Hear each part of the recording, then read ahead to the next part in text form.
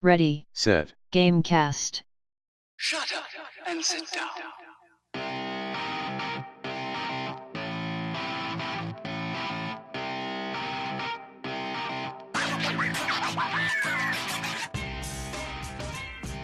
Welcome to Ready, Set, Gamecast, a bi-weekly podcast about video games and the Wizarding School of Hogwarts.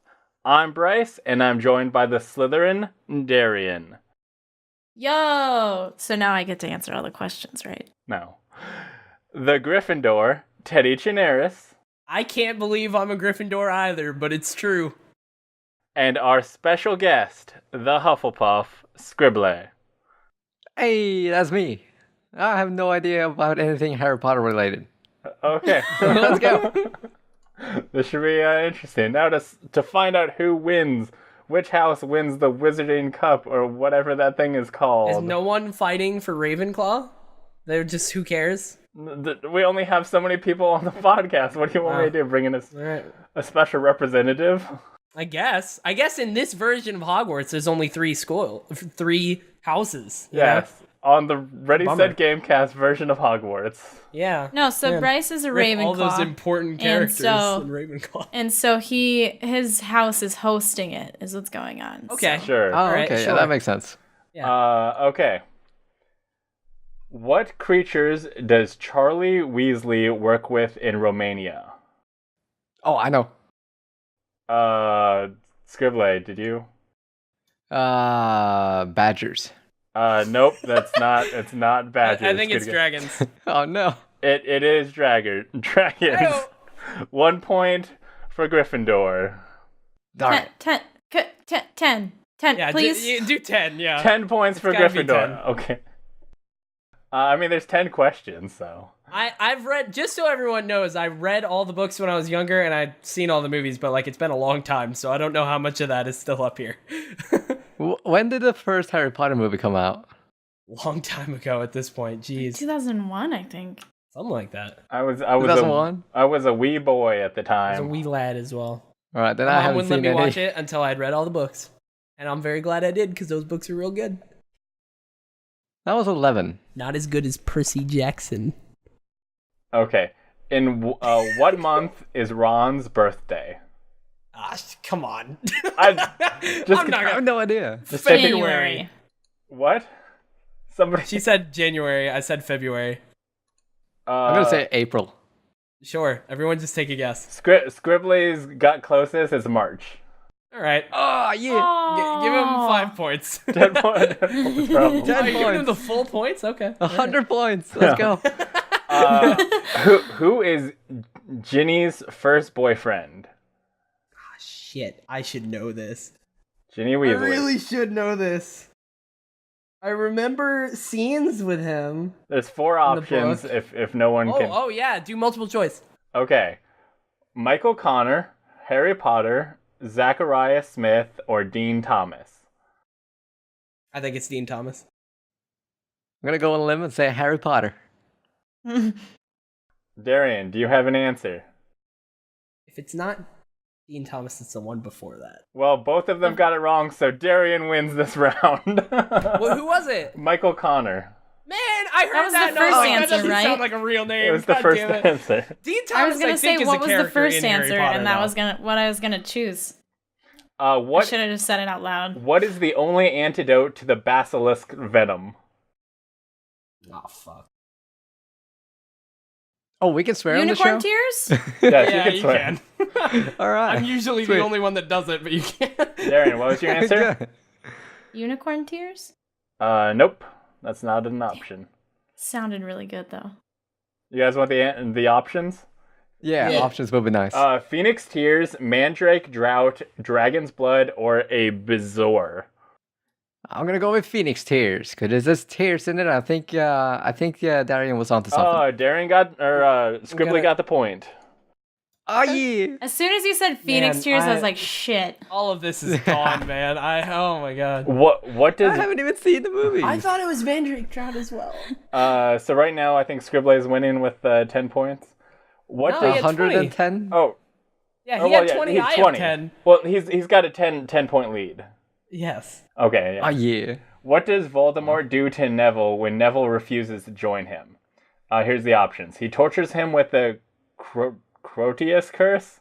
He makes Nangi attack him. He fires the killing curse at him. He makes him wear the sorting hat as it is set on fire. Not true. I think it's number 1. He tortures I him think with it's number 1 too. Well, Teddy answered first, so... Yeah, I know. It was not that one. God damn it. Oh, I meant. It's the killing curse. I think it's option 2.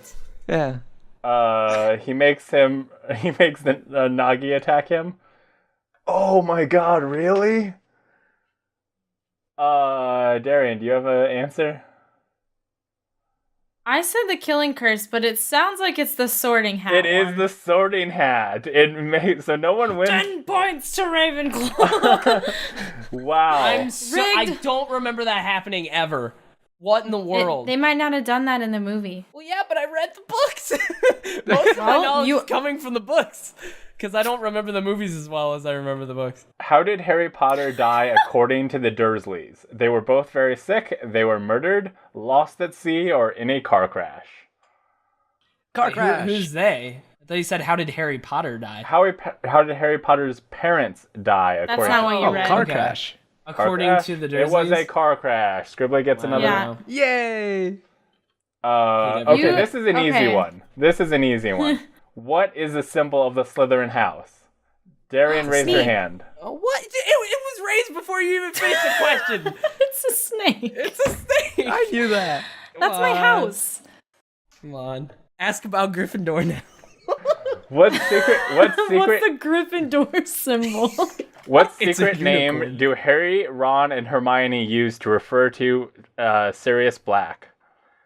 Scabbers. Oh shit! Scabbers, Grip Hook, Snuffles, or Prongs? It's Scabbers. I'm gonna go with Prongs. What's the third answer? Is Scabbers, Grip Hook? Oh, Scabbers is another character. I think Snuffles, I'm gonna go with that though. Snuffles. Yeah, it's that one. What the fuck? No. Scabbers, I think, is another character. Isn't that the rat? Yeah, that's what I'm thinking. It's played by the same guy who plays the beetle in. Has somebody been keeping score because I should have been running this down. We need to get on with the show. Somebody came in to listen to video game talk, and we've been doing Harry Potter quiz for 10 minutes. That's the last question. Where do Harry's aunt and uncle live? Little Hangtown, Little Winnings, Hogsmeade, or Godric's Hollow? Little Whingings, or however you say that. The first one. I thought it was London. Teddy gets the point. I got one. Everybody wins. Go team. Yeah. Everybody wins. Scoring. I think actually it went 3-3 and 3. 2018. Yeah, something like that. So Ravenclaw wins. No, get out of here. That's false. Ravenclaw never won anything in their lives. Which is weird. I feel like Hermione should have been Ravenclaw because she was all about book learning and stuff. How was she not Ravenclaw? Yeah, it was like very close to her being that or Gryffindor, you know. Yeah. But time to rewatch those movies. Time to get into the non-Harry Potter parts of the show. Wow. Darrian. Harry Potter only podcast. Hey, we did a long D&D adventure at the beginning of one of our episodes. Yeah, that was so Teddy hated that too, remember? He didn't even want to play. No, this one was good because it went on for just the right amount of time, but the D&D one went on for a while. Teddy just couldn't hit anything. Darrian, other than D&D, what have you been playing? I've been playing League of Legends, but not as much, actually. I've probably played like 2 or 3 games. Oh, you're becoming a Dota kid now. Is that what it is? No, God. Oh.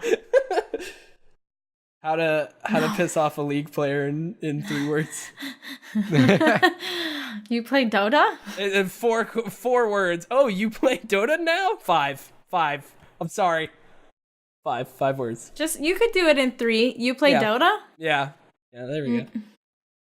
I've also been playing PUBG. I played a little bit less Kingdom Hearts than last time. I finally finished Hellblade: Senua's Sacrifice. I love that game. Start that game. It was pretty good. I played the Detroit Become Human demo, which was fantastic. I'm super hyped. Come to my channel on the day that it comes out, and at the end of the stream, I'm giving away a stream key for the game. or a game key. Yep, perfect. Yep, Okay, that's the one. Darrian's giving away her stream key. I'm giving away my stream key stream on her channel. It's I'll crazy. take that. Free Twitch account. Let's go. I'm also doing I did the Stardew Valley multiplayer beta, and I've gotten pretty deep into that Nier Automata lifestyle. Oh, can I just say that is my new favorite game of all time? It's so good. Everyone says amazing. it's really good. I need to get I on was it. told I was going to hate it by Bryce. He said I was going to quit early, and I was like, I can't quit early. I have to finish this game. And now it's like, oh my god, I can't wait until I play Nier again. Like, I'm just That's the thing itching about for that it. game, though. It starts off kind of slow and it's very confusing, but the more you play it, oh my god, it keeps getting better and better. It's so good. Oh, Now, how many times do you have to play that game? At the minimum 3 times. Yeah, everyone like mentions that, and then apparently the alternate endings are not like you don't have to play through the whole game. There are things where it's like, oh, at this point in the game you go this way instead of this way. Like there's different. There is an ending for every character in the alphabet, Yeah, but only ending A through E are canon.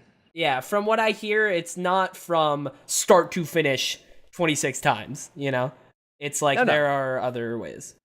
The final ending of the game is ending E, and to get ending E, you need to get ending A, B, C, and D. But that is the real legit ending, is ending E.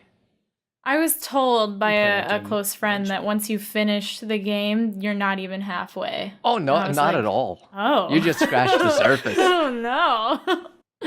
Yeah. That's a cool thing, though. Like, when you play through it the first time and you go to play it again the second time, I don't know, how far into the game are you? Ooh, I don't really want to go into spoilers, but I've met Adam and Eve. On the first playthrough?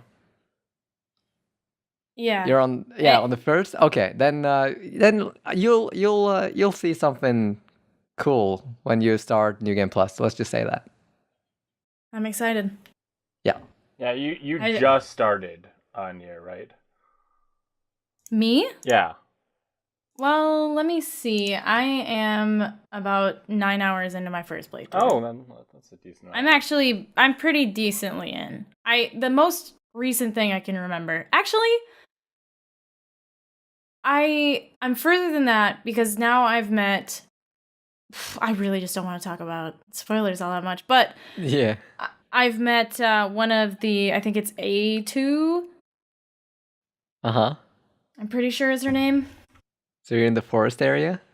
Yes. Yeah. Right. Okay. When do you And meet she- R2? And Oh, D2. good questions. What about C3PO? Come on. What about R4D whatever? That's a droid. Yeah, Okay, BB-8. oh. Yeah, BB-8. What about him? What's he in there? He's my precious child. So that's all you've been playing since last episode? I believe so. Those Okay. are all the important ones. Teddy, we haven't seen you in Oh, man. 17 years. Oh, yeah. What's I didn't what's even been going take on? into, 24 dude, I didn't even years. take into account like since the previous episode, like the last month. I didn't even take that into account. This is just the last 2 weeks because I can't even think of whatever I've been playing. Let's see. Every now and then, I'm playing a little bit of Far Cry 5, just going in there, chipping away because that game's still great. It's so good that like that's a game that you could come back to very easily. It's not like The Witcher. It's not like hopping back into The Witcher and you're like, oh, I gotta remember everything. It's super just you can pick up and go run and do a side mission type thing. What else? Played a little bit of Overwatch in the last couple of weeks. Probably more. I don't know. Not too much Overwatch lately. I played half an hour of Overwatch as well. Nice. 'Cause my friend wanted to play the game mode for what is it, Retribution? Yeah. Yeah, Yeah. that Oh, was yeah, the the thing. new So he event? wanted to Last play one. a little bit of that. So Yeah, it I was ended fun. up playing with him. Retribution was good. Retribution liked it a lot. It was one of those where it was like, wow, there's like a cutscene here. They actually put because the last one was fine, but it was like just a quick 4-panel drawn like comic cutscene type thing. I was like, no, this is in engine. Like there's like music and whatnot.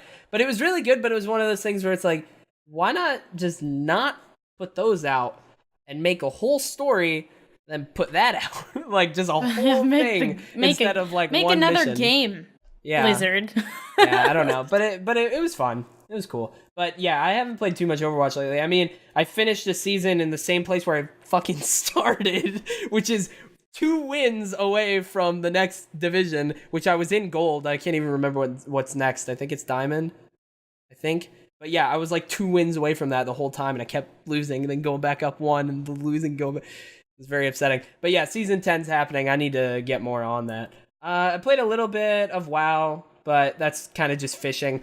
Oh, I finally got my fishing artifact rod in Legion, in World of Warcraft Legion. Because in World of Warcraft Legion, you have artifact weapons that you can like power up, but there's also a fishing rod that like gives you crazy perks for fishing. And I have been trying to get this since like last October. Like, just on and off, I'll go in and try and fish up these, because you need to fish up rare fish in each region, and you need 18 of them, and it was taking me so long, and I finally got to where I needed, like, 4 left, and that took me, like, 3 days, because I got really unlucky, and I finally got the last 4, and then I got it, and I was like, well, shit, now I have to power the thing up to get the perks, which means I have to fish more, and that's when I closed the game. God. So I haven't launched it in a little bit after that. I've also played a little bit of Fortnite. I'm still not playing Fortnite as much as I used to when I first like found the game. But I actually figured I downloaded it on PC. I was playing on PS4, but I was watching some people, and I'm like, the pace of the game is just much faster on PC. And yes, Darrian.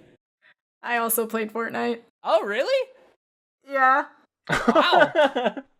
Wow, that's interesting. I tweeted you. Oh, yeah, I did see that. How did that go? I have to tell Teddy. Teddy, please don't be mad at me. I played Fortnite. How did that go? I imagine I actually not great. enjoyed it a lot. Yeah, it's fun. It's a fun video game. I only did it because PUBG was down, and I was craving that battle royale, and so I downloaded it really quick, and I made my boyfriend do it too, and he was just like, he's literally put over a month of his life into PUBG at this point. Yeah. And he was like, this game is not fun for me. I do not enjoy this. And he was just complaining the whole time. And I was like, but it's so simple and it's quick, and please just play this game with me. We can't play the other one. Just deal with it. It's really, I mean, I've said many reasons why I don't like PUBG, but Fortnite is it's very simple, and it's a lot, like, it's fast paced. Like, you can get in and get out pretty quick. Yeah. Which is why, like, the other day I got in and played like 2 games before class. I was just like, you know, that's why I like it. That's a lot of the reason why I like it. But yeah, I played a little bit on PC because I figured I don't know. I was like, the pace of the game just looks kind of fun on PC, so I figured I'd try it out, and it is kind of cool. I've been playing it more on PC lately. Other than that, I logged on to Destiny 2 last night, actually, and I played a little bit of Iron Banner because I hadn't tried out Iron Banner because it was 6v6, which is like a big thing because it launched, the Destiny 2 PvP launched as all of it was 4v4, and then the community is like, oh, why aren't there some 6v6? So they made Iron Banner 6v6, so I figured I'd try it out. Feels good. It's fine. And I was like, man, I really missed the feel of this game. I played like 2 matches, and I was like, man, I've missed this. So I'm very excited for tomorrow, Tuesday, May 8th, is when they're dropping the Warmind expansion, which I'm going to be playing on mixer.com/TeddyChinaris at 6 p.m. to 10 p.m. Central Time. And other than that, I've been, and yes, Mixer, that's a whole thing. I'm trying that out for a little bit. And other than that, I've sat down after my classes ended to when my work started the next week. I had a week to just get ready for streaming, and also to binge God of War. So I played God of War, and I binged it, so it's so fucking good. I played it for like 3 days straight, and I beat it, and it's incredible. And it's one of the best video games I've ever played in my life. And yeah, God of War is great. And I gotta check that game out. It's very good. I mainlined the main story because I was worried I wasn't going to be finished in time. But like, now that I've done that, I really want to go back and play the side stuff. Like, apparently the side quests are really good too. Oh, they like, I've also been playing God of War, and I'm very early in. I'm like 5 or 6 hours in, but just like early on, it has some of the best. Like both the fighting feels really good, like handling the different enemies and all the kind of moves you can do. But like that first big battle with the stranger, oh like Oh that yeah. that thing was just like Oh yeah. it felt like And it felt like Avengers movie. Like this is amazing. It pays off later. The moment when that fight was happening, I was like, man, you know how some people like say if you could have any studio make any game, what would it be? I used to say like Sucker Punch, just make another Infamous game, please. But now I'm like, if Sony Santa Monica could make like an Avengers game or like a fucking Teen Titans game, like just any sort of superhero that has like a lot of strength, because man, that fight is a superhero fight. Like, oh, it'd be really good. But I don't want them to stop making God of War, because God of War is really good too. It's amazing what they've done. Like it's the same character, but it feels very different, and the whole like world and stuff feels different, but it still feels so good. I'm very excited to play more of it, and I've heard of a lot of people like finishing in it and just keep playing because they love. Yeah, I really want to go back to it. I normally don't play a lot of like really immersive narrative stuff on stream. Like I like playing multiplayer stuff where I can just like play music and whatnot. But like I really enjoy this game so much that I want to play like 2 hours of that and then 2 hours of something else, because I just want to go back to it. It's really good. Darrian was hanging out in my stream just before I started, and then she hopped out. Are you going to play it, Darrian? Perhaps. Okay. Well. To be determined. If you don't like it, I will be shocked. I don't know if I've heard of anyone that has played it for like a decent amount of time and just hasn't loved it. Like it's really good. Everyone that I know that's played it has really liked it. Well, Scribbleh, what games have you been playing that you've been excited about? Stuff. Not really new games. I've been going back and playing old games lately. Let's see. First it was Nier Automata, and it as soon as I was done with all of the main endings, I think it's fair to say that it's my favorite game of all time. It's so good.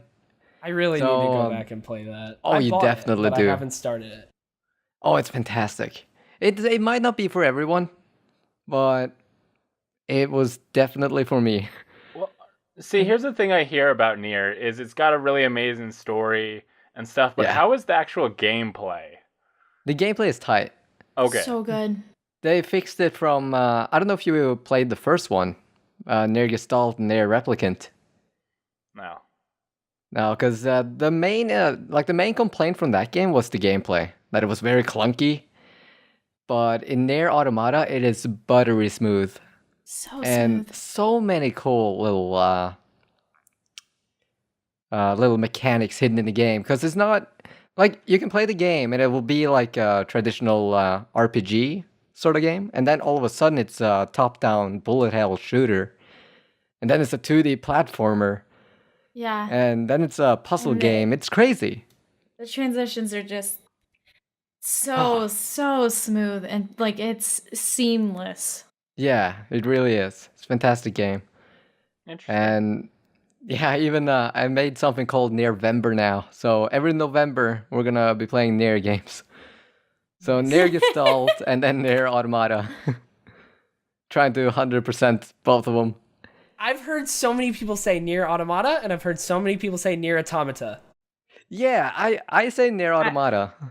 I switch back and forth. All right. Yeah, I don't know what the correct you guys version. were gonna be like, no, it's definitive, and you guys are just like, yeah, it's fine. There's Nier Automata. There's Nier Automata. No, I don't know what the right way of saying it is. I just say it the way I've say always it in the game, so I feel like you have the freedom to choose whatever's more comfortable for you. Mario Brothers. Definitely. Oh my God. What? Mario Brothers. No. He says his name. He says it's a me, Mario. Okay. It's a me, Mario. Mario. Yeah, it's Mario. Okay. Come on. After that, I played Auto Tomatoes. Nier Auto Tomatoes. Yeah, that's something we also called it. Yeah, that's the I love one. it. Nier Automata, fantastic game, 10 out of 10. And then I went after that. I think I played this game called Recore because I got Game Pass and I figured, hey, Recore. I wanted sort of to the play same Recore setting. when it was coming out, and then it got a lot of like mediocre reviews. And I Oh, was like, dude, I it's guess I'll hold super off. But now I mediocre. also have Game Pass, so I re-downloaded it. I was like, I'll get to it eventually.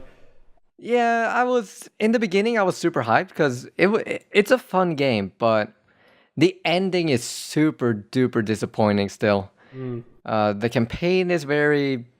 I mean, you could crank that game out in like 3 streams. I think I did. It's a short game. It gets very repetitive. The area is almost exactly the same no matter where you go. It was fun while it lasted, but I'm not gonna ever play it again. Yeah. And the last game I played was Shantae and the Pirate's Curse, and oh my god! Have you guys played Shantae? No, but I've heard those games are really, really good. Oh, dude, they are surprisingly good. The humor is super good. Gameplay is tight. And it oozes charm, and I love it. Yeah, I want to play that game eventually. Like, I've heard so many good things about the Shantae games, so one day I'll pop down. But I say that with so many games. I know. Me too. This was my first Shantae game, and I had a blast. Oh. Definitely worth picking up for sure. It's also on Game Pass, by the way. So if you got Game Pass, pick it up. Oh, well, that's good, because I don't own... There's a lot of games that I own that I'm like, oh, I'll get around to it. But that one I didn't own, but now I guess I technically do, because Game Pass is dope. It is. It's a really good service. But like I said, I've been playing God of War. I will say something about it is that it's got so many, like, the equipment system is kind of a little too extensive. Like, I'm like, okay, you've got like your weapon, your chest armor, your arm armor, your belt, all this stuff, and I'm like, I only have so many resources. What am I supposed to spend it on? And it's not super intuitive, but you get to where you know it. But like everything is there, and it all makes a difference. And it's not. I don't think it's too much, but it does take a while to be like, oh, this is this, and this is where this goes, and all. There is a lot of it. But I don't know if it's, like, you really learn it as you go. It's not that bad. I imagine. And it does seem to be, was it Metrovania in the sense that I've found some stuff, like there's red crystals, and I'm like, I tried whacking them and stuff, and I'm like, oh, this is probably something I need to come back later for. It does seem like a game that you do kind of get powers and then come back to the area and do stuff. So there was a free weekend for a VR MMO called Orbis VR. And I decided to hook up my HTC Vive to mess around with that. Honestly, I tried a little bit of it, and trying to manage all of the, like, it's basically like World of Warcraft in VR, and that's a lot of things to try and like, it took me forever to just figure out how to equip a weapon, and then how to, like, use the weapon, and then I had to go, like, kill some deer, and I was, like, wandering around, and, like, a guy was like, oh, the deer is over here, he showed me, and then the deer just, like, kill me, and then I was like, okay, respawn, came back, and it's like, I don't know where I am, I don't know what's going on, and I was just like, whatever, I'm gonna play something else. So I hopped into I Expect You to Die. This is on PlayStation VR and all the headsets, because it's like, you just sit down and play it. And it's kind of like an escape room, series of escape room stuff. They'll put you in a scenario. Like the first one, they have you in a car that you need to get the car out of this plane. But the plane door is shut, so you have to figure out how to open the plane door. And there's poison gas outside the car, so you kind of have to, like, do stuff quickly and stuff. And there's a lot going on. But it also seems that my problem, it's cool. I like it. My only problem with it is that it seems like it's a game that expects you to fail before you learn what to do. I wonder why it would be titled I Expect You to Die. Yeah. Just a theory. Maybe that's purposeful. I mean, yeah, but in the same, I guess there's short experiences, but the second one, I ended up dying like 4 or 5 times, like right near completion. I was just like, wait, like it just like the nuclear rocket was about to take off, and I knew what to do, but it just was like too quick. I didn't have the thing prepared. I didn't know it was gonna take off if I didn't have the thing ready in time. So I had to do it. I lost, and I had to start all over and go through the whole thing again. My God, was this game made by a Bond villain? But I will say, the freaking intro song for the game and the whole intro sequence, freaking amazing. The very like 007 quality stuff. Cool. So Nice. if you got VR, definitely check it out. It's There's no VR system that fits my head, so I can't. Yeah. I just realized now that doesn't make any sense for people who are listening to the podcast. just go to youtube.com/lastweek and figure out what it will all make sense. It will all make sense. But now that we're done talking about what we've been playing, let's talk about the video game news that's come out in the last 2 weeks. Alrighty. As always, we must discuss the Splatfests that occur. Oh my God, every time! Teddy loves it because he's a big Splatoon boy. His favorite thing. Every time I see you put this, last time I saw you put the Splatfest in the news section on Discord, and I was just like, oh. But it's I've accepted it at this point. Yeah, so I think it's a fun little thing to talk about. So this time is actually really interesting. They're doing a 4-way Splatfest because they are having you battle over which Ninja Turtle is the best. Michelangelo, clearly. Well, so first you had to battle. It was Raphael versus Leonardo. Do you guys have a pick on that? Leonardo. I'm going with Raphael. Oh man, Raph is the angry, angsty guy who always wants to be the leader, but clearly isn't qualified enough to be the leader. Oh hell no! That's why I love him. Right. Darrian, I respect it. I don't know. Do you have any experience with the Teenage Mutant Ninja Turtles, Darrian? Not really. That's rough. That's a rough life. I saw the live action movie a couple times. Yo, as Stephen a kid, Amell, but Casey Jones. I still haven't even seen that, even though I want to see it just for him. But yeah. The one from the 90s? Oh no, I thought you were talking about the new one. Yeah, I haven't when I was seen a little kid. Yeah, I haven't seen it in see probably that. 15 years. I watched a lot of TMNT cartoons when I was younger, and they had a little animated movie that I really, really liked for a while that was literally just called like TMNT, and it was great. Big fan. Teddy, would you like to have your mind blown? They're making a new cartoon. That's why I do know that, doing and this. the art style looks horrible. And they also made Raphael the leader. Yeah, and they're like switching around the weapons on the different. I don't know. Raphael and Michelangelo have slightly different weapons. Like Michelangelo has kind of a chain weapon instead of the nunchucks, and then Raphael's kind of just got like wooden sticks instead of the size. It's not okay. No, that is not okay. It's upsetting. I was told when Raphael was the leader, but the switching of the weapons, no go. Okay, so it's already been decided. The first one went down, and Raphael won the first round. Leonardo got the most votes, but the Raph players won both the solo and team matches. So the next round will be Michelangelo versus Donatello. Who you guys going for? Oh, Easily Donatello. Michelangelo. Oh my god. What? Michelangelo is the best turtle, like, total. Donatello. Donatello's smart. He's a great dude, you know. He always has the plan. He always makes the inventions. I like Donatello. Exactly. He might be my second favorite. But, like, Michelangelo he's the funny one. He's always bringing the party to the turtles, you know? That's true. That's a good point. Well, we'll see who wins that, and then whoever. Oh, also I'm Michelangelo. I'm Raph for the first one, Michelangelo for the second. He's a funny dude. He likes pizza. Yeah, I think Michelangelo is my overall favorite, and then in the end it'll come down. So it's gonna be Raph versus whoever wins the second round to decide the ultimate turtle in the third round. That is cool. Is it every weekend now, or is it like how far between? I think so. The last one just happened. Let me see if I can get the brackets are set up. May 4th and 5th was the first one. May 11th and 12th is Michelangelo and Donatello, and then the finals are the 18th and 19th. Okay. And I think this is just the American. I don't.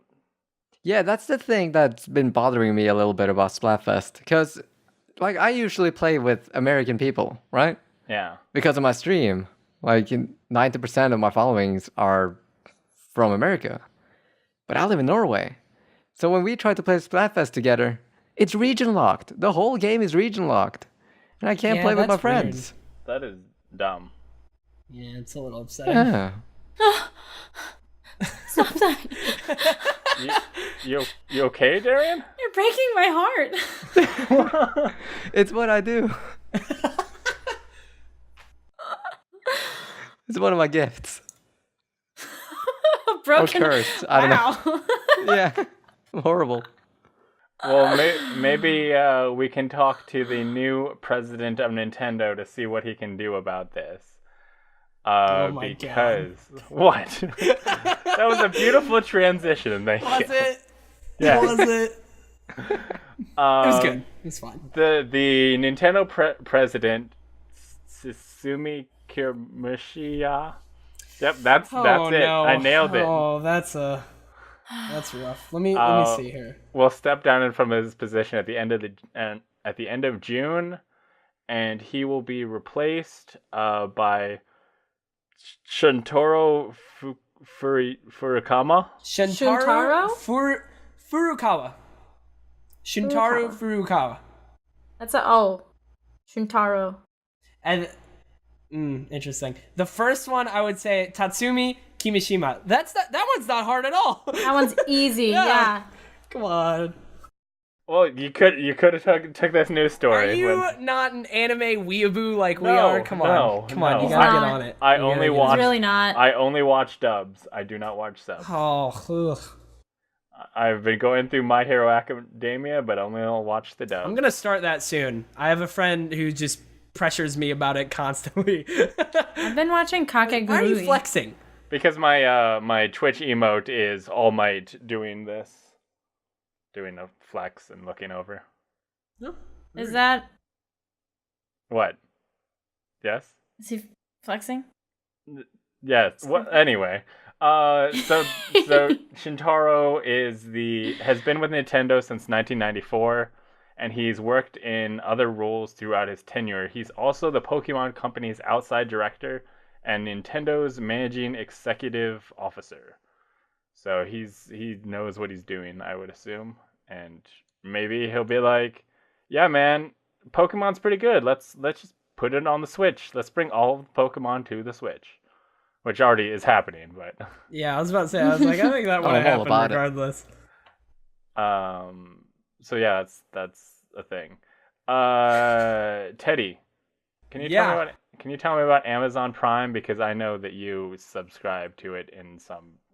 Yeah, I did know about Amazon Prime, but did you know that if you connect your Amazon Prime account to your Twitch account, you get a free sub to your favorite streamer every 30 days? And this isn't even to promote me anymore, because I'm not gonna be on Twitch for a while. So like, this isn't even for me. This is for all you guys. Oh my god, I had no idea. I mean, everyone on this podcast right now is able to be subbed on Twitch. So it's true. Don't do it to me though. Do it to my Patreon that's also launching on tomorrow night at 5 p.m. instead of 6 p.m. Hold it for the end of the show. Amazon Prime annual subscription. The price, I believe before this was $99, and it's jumping up to $119 per year. Yeah, and the student price is also jumping. Yeah. Which is upsetting because I use the student price. I used the regular price for a while, not knowing that there was a student price, and then I found out that I could have saved like $50, and I was really bummed about it. Which I included this as a news story because, like, there is the Twitch stuff, but also along with that, they did start giving out those free games as part of a Twitch Prime.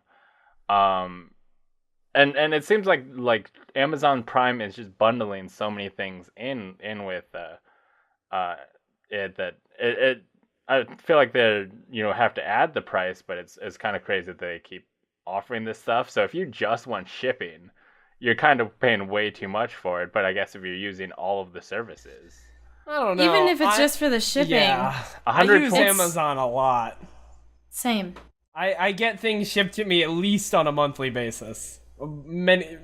Sometimes many times a week. It's very helpful. But yeah, it's. I mean, so it can't go much higher than this. That would be like, oh my god. I use it exclusively for Twitch services. Which I think is reasonable because of all the free stuff they give you. Like, especially you can recently make with back all the games. most of that subscription with just free subs to, like, monthly free subs. Like, you get a monthly free sub and a bunch of games. Yeah, and the games, yeah. I've been doing a bunch of those lately. So much. I was so surprised. I downloaded the Twitch app and I saw this little button that said games, and I clicked the games button, and I didn't even know. But I had like a ton of games there. Oh, okay, I could be getting all these. Like, cool. hell yeah. Got super hot off of it. Yeah, the game. Super hot's so good. The game, Even for just Twitch stuff, I mean, you're getting, if you're an active Twitch viewer and gamer, you're getting, ad-free viewing, you're getting the Twitch emotes, you're getting a free sub to people, and then you're getting, 4 free games a month? Something like that. I think so. So yeah, it sucks that they're adding the price, but if you're watching on Twitch, it's probably pretty good value for you. You know what's a really active game on the Twitch community? PUBG. It's true. Darrian, why don't you tell me about the cool things that are happening with the PUBG? I can do that. They recently released one of the bigger patches since patch 1.0, update 12. It's got a bunch of new stuff. All of the guns have been rebalanced. They added a new gun. It's a DMR, which stands for Designated Marksman Rifle, and it's called the SLR. It's similar to the SKS. It uses the same ammo. It's long range and semi-automatic. They don't have any more level 3 helmets in the world.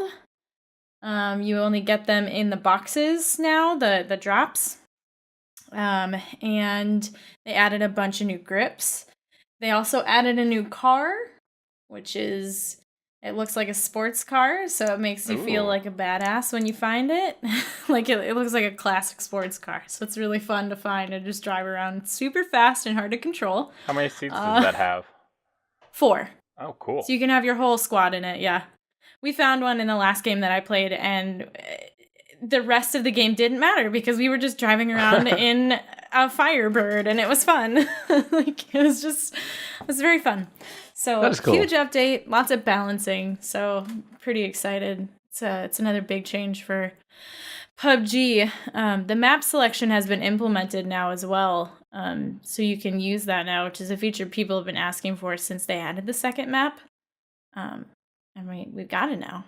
So it's pretty exciting. So let me ask you this, as somebody who doesn't play PUBG, what were they doing for the maps before? Everyone was like, they added map selection. I'm like, how did you choose the map before this? You didn't choose. It was random. It was completely random chance, yeah. Loaded in, it was random all of the time? Yep. So when they first released Miramar, there was a misbalance with the maps that were randomly selected, and I think it was something crazy, between up to 90% of games were Miramar, with only 10% being the Erangel. So they rebalanced that and then started working on map selection. It took them so long to implement it because on low population servers, if not enough people are choosing the maps, times to get into matches could be insane. So they were trying to rebalance everything to make sure that it still worked even on low population servers before they rolled it out. Scribs, do you still play PUBG?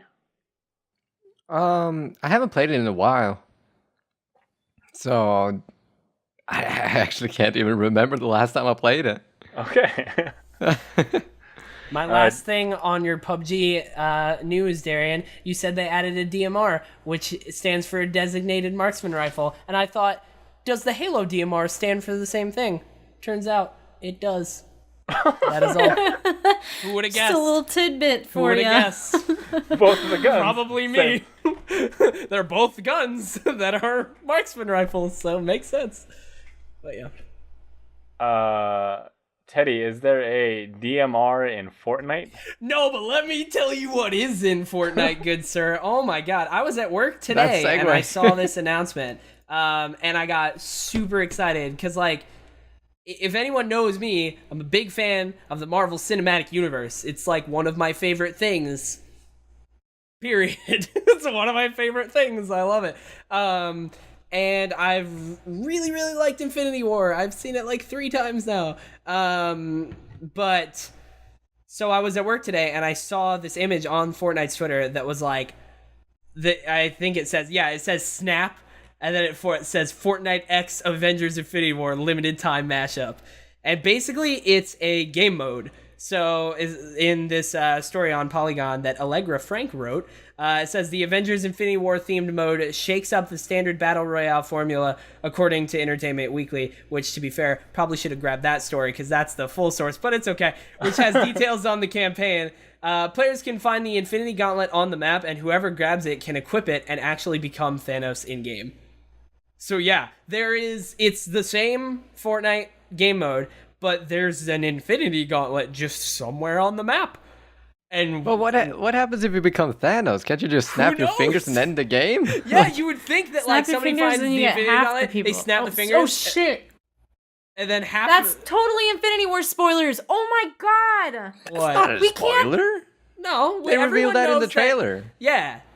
Gamora says if you snap your fingers. Gamora says if you snap your fingers, he can end civilization with a snap of his fingers. That's a spoiler. Half the universe, it's been his plan the whole time. It's been in the trailers. Yeah. And it's also, a comic book storyline that's existed for many years. But yeah, so the power of the Infinity Gauntlet is like each stone can do different things because each stone is like the Mind Stone. One's like the Mind Stone, the Soul Stone, the Power Stone, Space, Reality, and Time. I think I just got all of them. But yeah, so I don't really know what they're gonna do for like when you pick it up in game, but I'm excited to see. My biggest disappointment was I saw this and I was like, well, there goes all my money. Tomorrow morning I'm gonna buy the Star-Lord skin, I'm gonna buy Spider-Man, I'm gonna buy Iron Man, it's gonna be great. And then I read later they're like, oh no, there's no skins coming. It's just the game mode. I was like, apparently Epic hates money?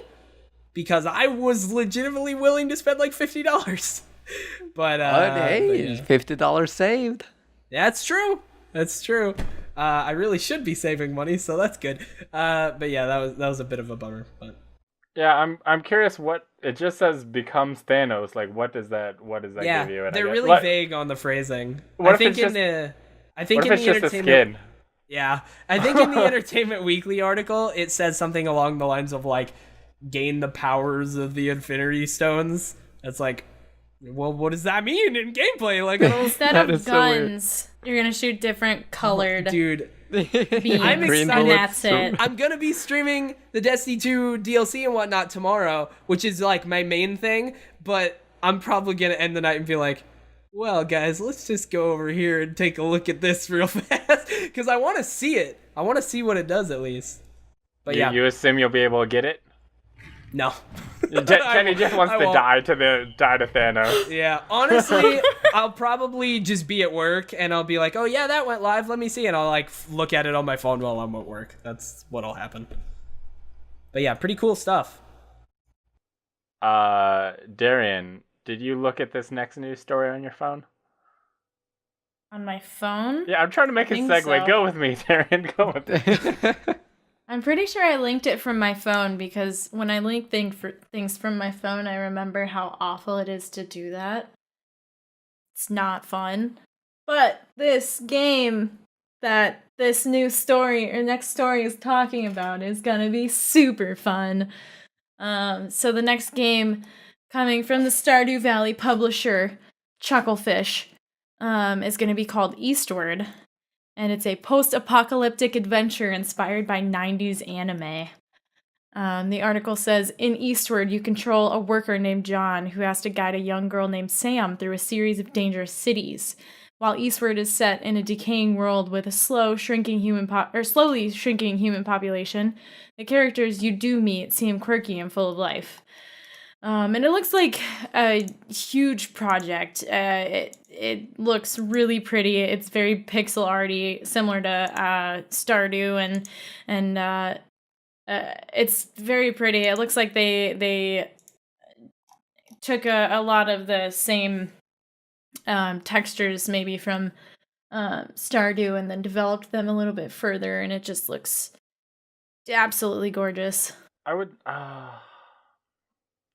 yeah, I don't know. I wouldn't I'd say Stardew's still 16-bit. I would say this is getting into that 32-bit. Yeah, definitely range. Definitely a step up, more detailed than Stardew. And to be clear, this isn't from the Stardew developers. This is just the publisher. Yeah, I want to throw this out there too. There was another game like this that was like the Wizard game or whatever. Yeah. Where articles were like Stardew Valley publisher, blah blah blah. Like Chucklefish has been publishing games for a long time, and good ones too. Like Starbound was a Chucklefish game, and that was like I think Terraria might have been like. I'm not sure about that, but like, are you sure? No, I'm not sure. They're the same game devs. I'm pretty sure. Well, yeah, Terraria and Starbound are both the same devs. Yeah. I'm not really sure what the fact that they're the publisher really has to do with anything. It's just funny that everyone apparently, like, after Stardew Valley got really big, all the like games media websites are like, anytime Chucklefish mentions a game, they're like, oh, we gotta put that and put Stardew Valley publisher, because maybe people are clicking that because they see Stardew Valley. I don't know, but yeah, I mean, they've been making games for a long time. They've been publishing for a good bit. And they usually do this type of thing. I mean, Starbound, Stardew Valley, the style of these games are similar in a way. I will say that most publishers, it's like whatever, they're not the ones making the game. But I will say anything Annapurna Interactive, the people who published What Remains of Edith Finch and Florence, I'm very happy with everything they've put out. So if I see their name attached to a game, I'll take notice. But other than that, like, they just kind of put the game out there. They're not making it or anything. You know what? Whenever I see the publisher EA, I'm like, I gotta give them all my money, boys. Woo! What a great publisher, you know? Oh, the best. I love loot crates. That's their new slogan. Oh man. You know what game I hope doesn't have loot crates? Red Dead Redemption 2, which we got a trailer for, which oh shows my god, us, it looks amazing. Yeah, shows us a little bit more. We get to see. I think all we've gotten before was the teaser that kind of just showed us the outline of the characters before. Yeah. Now we actually see stuff and see what's going on, and seems like you're running around as the gang. So this is a prequel to all the other Red Dead Redemption games, which is just Red Dead Redemption and Revolver. Yeah. Well, I mean, yeah. So the other two Red Dead Redemption. I don't know. When somebody says all the other, it sounds more than two to me. How many does it have to be all the other? Okay. Yeah, 3 or more. I feel like it's got to be 3. Otherwise, it's both. Yeah, both or a couple. You know, the other couple. So we don't really know anything really from the story. It just seems like maybe you're going to be robbing some people. It's a game about crimes? Yep, you're a crime boy. Have you not played any of the other Rockstar game about crimes? No. Who would have guessed? No. Author. Right, Rockstar. Arthur Morgan is the primary playable protagonist. He is a member of the Dutch van der Linde's first gang. Morgan is neither seen nor referenced in the first Redemption, so he's an all-new character. Marsden, who we've seen before, John Marsden, is also expected to feature prominently in the story as a major character. Has been that is cool. Seen in promotional trailers. Wait, did we see John Marsden in the trailers? I'm pretty sure he's in this one, from what I've heard. As somebody who has not played the game, I've heard that he's in this trailer. Oh dang, I've seen it and I didn't notice He him. might be in like the background or something. Maybe. Scribbleh, are you looking at the outline? If you go on everything we know about R2D2 or RD God RD, damn it. RD. He's a R2D2? robot. He's Oh my in Star God. Wars. He screams, and it's the cutest thing ever. I think there's a screenshot of John Marsden hitting somebody with his gun next to a fire. I think that's John. I think there's a screenshot of Jar Jar Binks in there. Yes. There might be. This is actually a Star Wars Red Dead Redemption 2, a Star Wars story. I'm looking at it now. Oh. Solo. Oh, I see it. Yeah, isn't that? Yeah, that could be Joe Marston for sure. So yeah, this is a prequel, and we will evidently see the events that lead up to Marsden's capture, a bloody gunfight at Blackwater, a location appearing in both games. So that'll be kind of cool, tying everything together. And we'll be playing as a new character, so I guess that's kind of cool because you won't know what happens to your character. Like, is he gonna live? Is he gonna die? Is he gonna? What's his deal? Yeah. But we don't have too much information about it. But just a little bit more information about it's cool. One of people really looking forward to it. One of my longtime Destiny rating buddies, Red Dead Redemption's like his favorite game of all time. So whenever like something new about 2 comes up, he's always I'll always be like, I haven't played it, and he's like, what? You still haven't played? What are you doing? So I'm gonna, now that I'm back to playing Destiny 2, and we're gonna be raiding with the new raid layer that's coming in Warmind, he's gonna be talking to me all the time and pressuring It's gonna be me to all play about it. it. Yeah, You should play it. I should. What are you doing? I should. That's a good point. It's a great game. Well, loot crates. Oh, I love them. What? I don't know. I don't know. I don't know either. What in the world? We're talking the next news It's a story. transition now. It's happening. Also, The segues, dude. just so you know, I hope everything's fine, but my computer is super laggy, so this is interesting. Don't die, Teddy. And it's only the video for you guys. Like, it's super fucking 5 everything frames looks- per second. Everything looks fine. For, Okay, good. Hopefully it'll just clear up. Yeah, you're moving fine for on our end. Okay.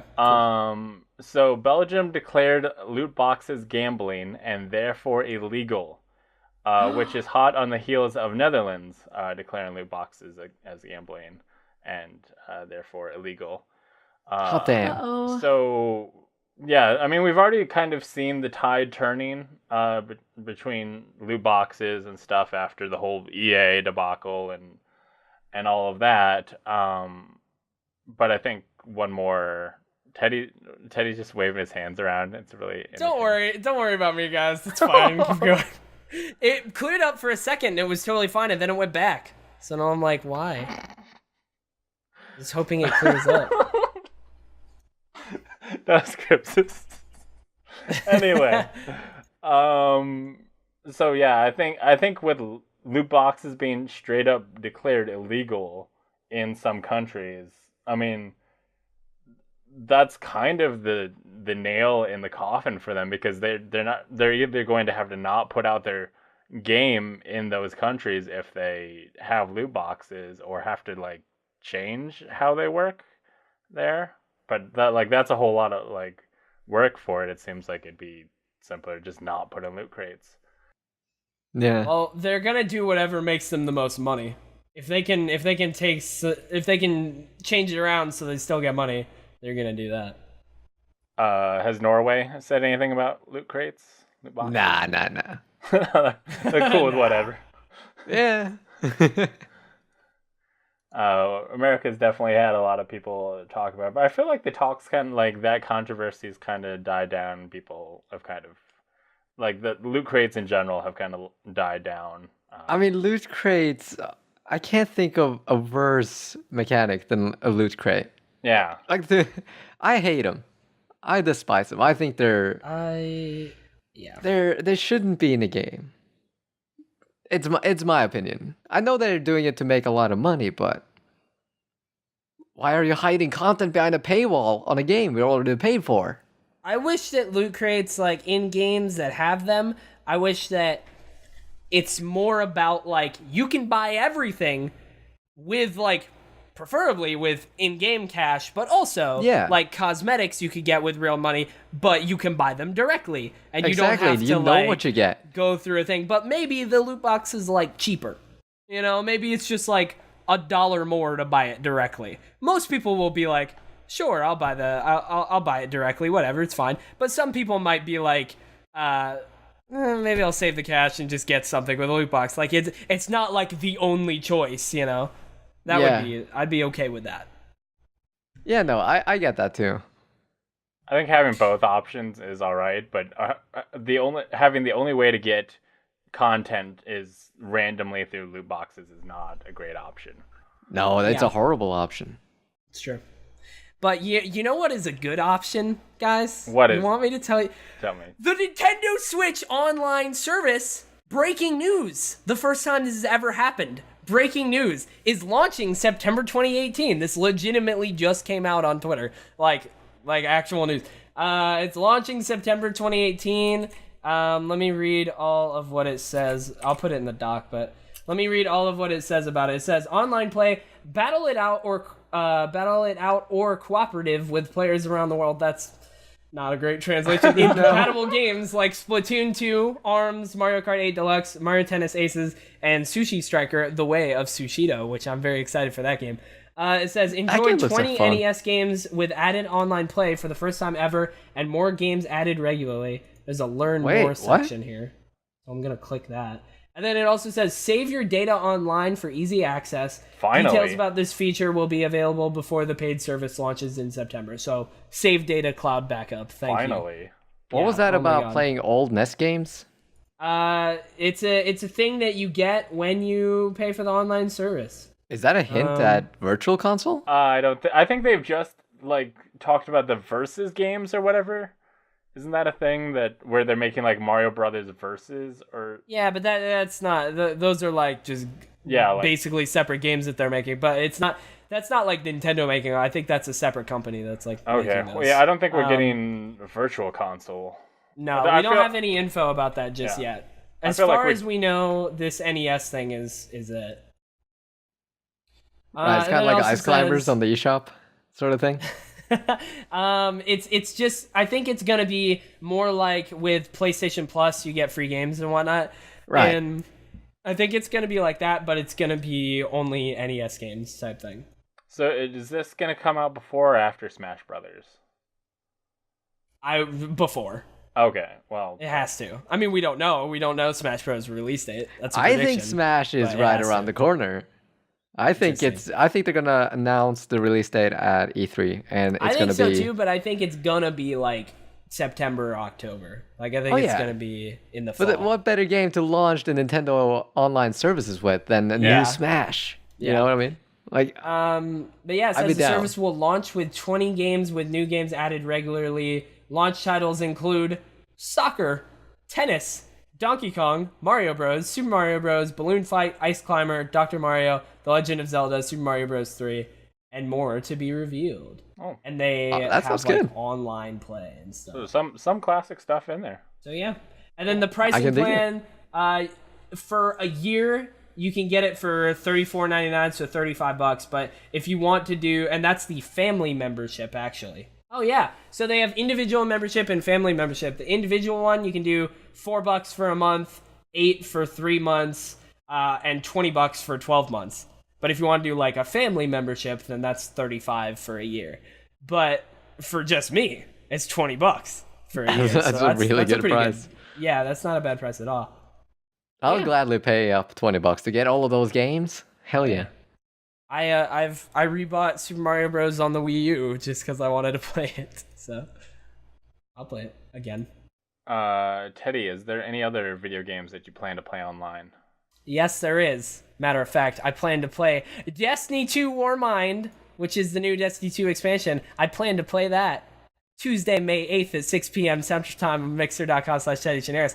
Anyway, so yeah, the Destiny 2 Warmind, I mean, basically since the last time, I don't know if you guys talked about it at all last show. Did you guys, mention it? No, wait, we were just DLC's coming, Teddy will explain it next time. Yeah, I'm here to explain it the day that it comes out, because this is going out on Tuesday, right? Does it usually? It comes out on Friday. Yeah. Oh, The never podcast mind. comes out Friday, so this is coming after. The DLC's already out, guys. You missed Just your go chance. play it. Yeah, go play it. But yeah, I mean, right now I'm telling you stuff that we know from the announcement, from like the stream and whatnot, but I'm not telling you anything that we know from playing because I haven't played it yet, but I will be playing it tomorrow, which is in the past for you guys. But it is the important stuff that's like launching with it. I mean, it's gonna have new story content and whatnot, but every DLC has new story content. That's not even story is gonna be mediocre. It's gonna be fine, and then you're gonna want the end game.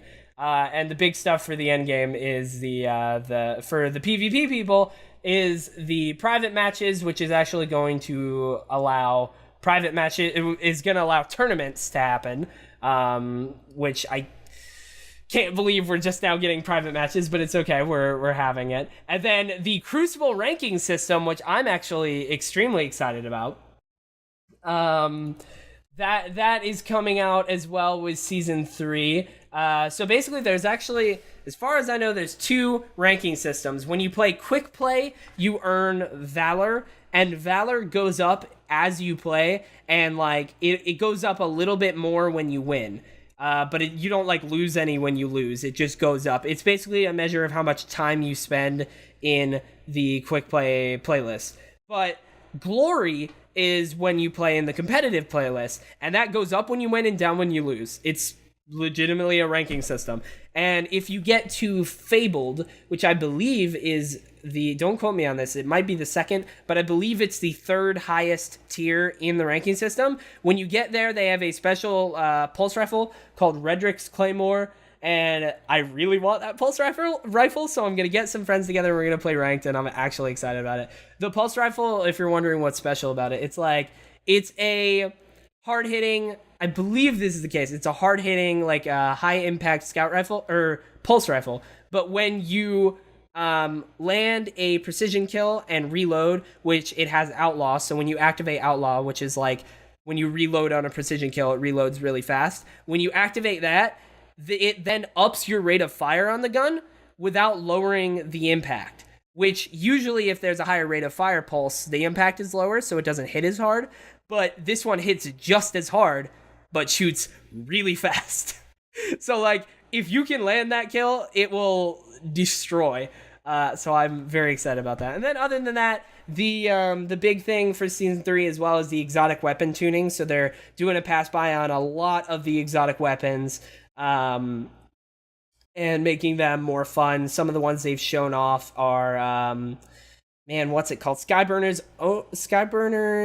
Annex or Oath? I don't know. It's the scout rifle. This one, they added like explosive rounds. Graviton's Lance. That one is the big one as well. They're basically doing a bunch of big buffs to guns to make them really exciting, and I'm excited to play them. And the Raid Lair, which is the thing that I'm super excited about. We're going to get my team together. That launches Friday, I believe at 11 Pacific.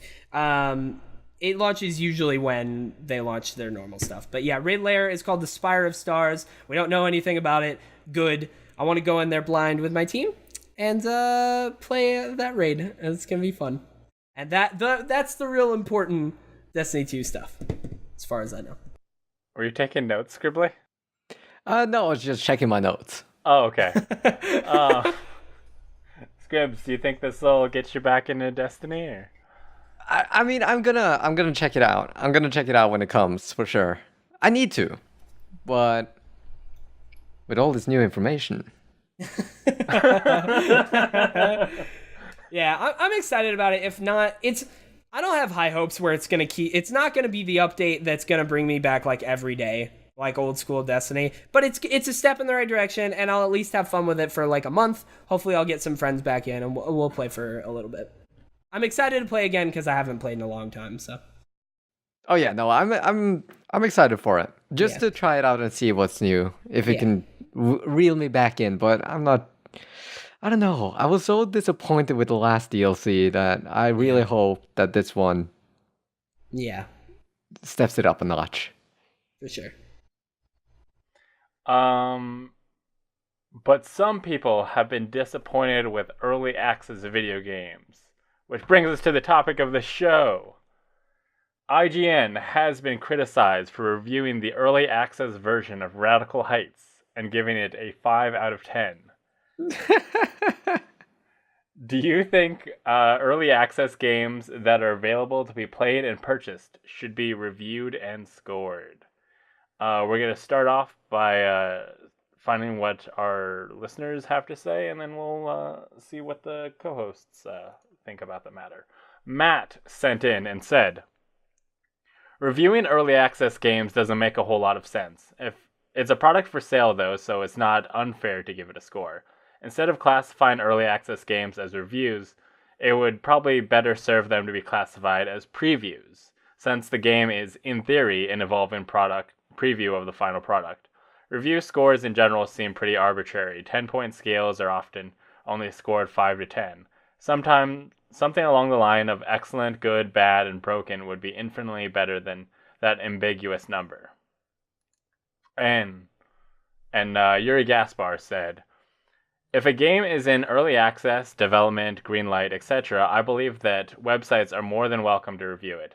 But this is as long as they are happy to do it as a review in progress, i.e. that game is not complete, and that the review score can change either before or at the time of release. It is the fair way to do it for the game gets coverage and more people see it before release and allows players to submit issues and information or things they want to be in the game. It also gives the readers/listeners the chance to hear about upcoming games.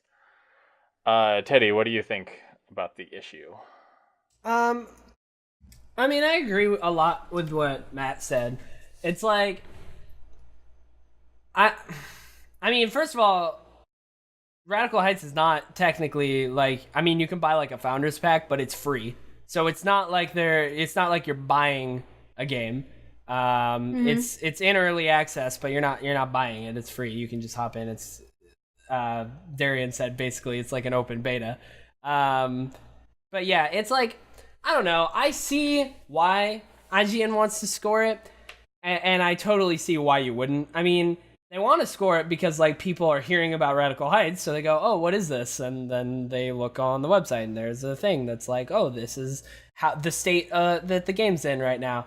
But also, I mean, it's not done. It's very Radical Heights.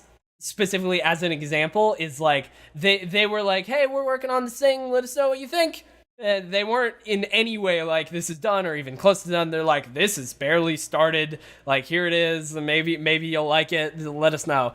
So like in that specific case, it's a lot different.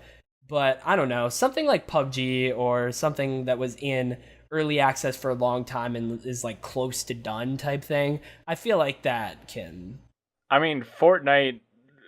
Save the World or whatever. Isn't that still early access technically? I was gonna ask. That just occurred to me. Like, is Fortnite technically still early access right now? I think so. Save the World is, but not Battle Royale. I think Fortnite Battle Royale is just out. You know, because I mean, it has to. There's no. Yeah. I mean, I think when they put out Fortnite Battle Royale, they had no idea. They did not expect what was going to happen. Yeah. And then it did, and they're like, I guess we got to keep doing stuff with this. So, go ahead, Darren. Since they're on, Fortnite is on patch 4.0. Okay. So, since it's not 0 point, I would assume that it is a fully released game. It's a fully fledged game. It's not early access. I thought once the game left early access, like Save the World was supposed to be free to play. It is. Save the World is supposed to be free to play sometime in 2018, but now that I think about it, we're pretty far into 2018. I'm sure that like all of their development has been moved to Battle Royale, and I would not be surprised if they just can Save the World. Nah. They're like, we don't care about that. They're not going to can it because they've been working on it for a long time, and there's a lot to it, and they have been adding to it. Like, I think this most recent Season 4, which We didn't even really mention season 4 of Fortnite happened. That was pretty big. There's a lot of cool new stuff. The map totally changed. But yeah, 4.0. Like when they did season 4, they also added some new content to save the world. So it's not like they're neglecting it. They're adding like new missions and stuff and like new story stuff, I think too. But yeah, they're definitely not paying near as much attention to it as they were planning. But I don't think they're gonna can it. And if they do, that's pretty far down. I mean, they can Paragon. I know, but Paragon's not. That was a whole separate game. It's not. They'll probably do what H1Z1 did and take the Fortnite label off of Save the World. Yeah, and then let it die on its own. Well, I was gonna ask what happened because they were both technically H1Z1, right? One of them was H1Z1 King of the Kill, and then the other was H1Z1 Just Survive, right? The original game was H1Z1 Just Survive. And then there was a mod for King of the Kill, which was not called King of the Kill in the beginning. They, early on, split the game. You could still, at first, you could buy the game and get both game modes. And then around the time that I started playing is when they split the game and you had to buy each title individually. Huh. I didn't even know and then, about that part. It was within the last year. They took the H1Z1 title off of Just Survive. Wow. I did not know that. That's interesting. It's literally just called Just Survive now. Huh. And it is still in early access. They're not finishing that game. No. I don't know why they haven't canceled it yet. They are not taking care of it anymore. Yeah. The patches are few and far between, and there is not enough progress being made for it to survive. Just Survive is not going to survive. Wow. Nope. Scribbleh, what's your opinion on reviewing early access? I just think early access is silly. It's basically what the studios are doing. And have you seen a streamer called Excessive Profanity? I know of them. He puts it out perfectly. He said, well, I don't remember word by word, but basically it said that what early access is that you take out the cost of having quality assurance people testing your game and making sure that it works, but you can get paid. You put the garbage out for free, or even better, you can get paid, sell it for early access, have the users do all of your quality assurance for you, and then fix the game over time. So I am not a fan of early access, because that's exactly what they're doing, right? Yeah.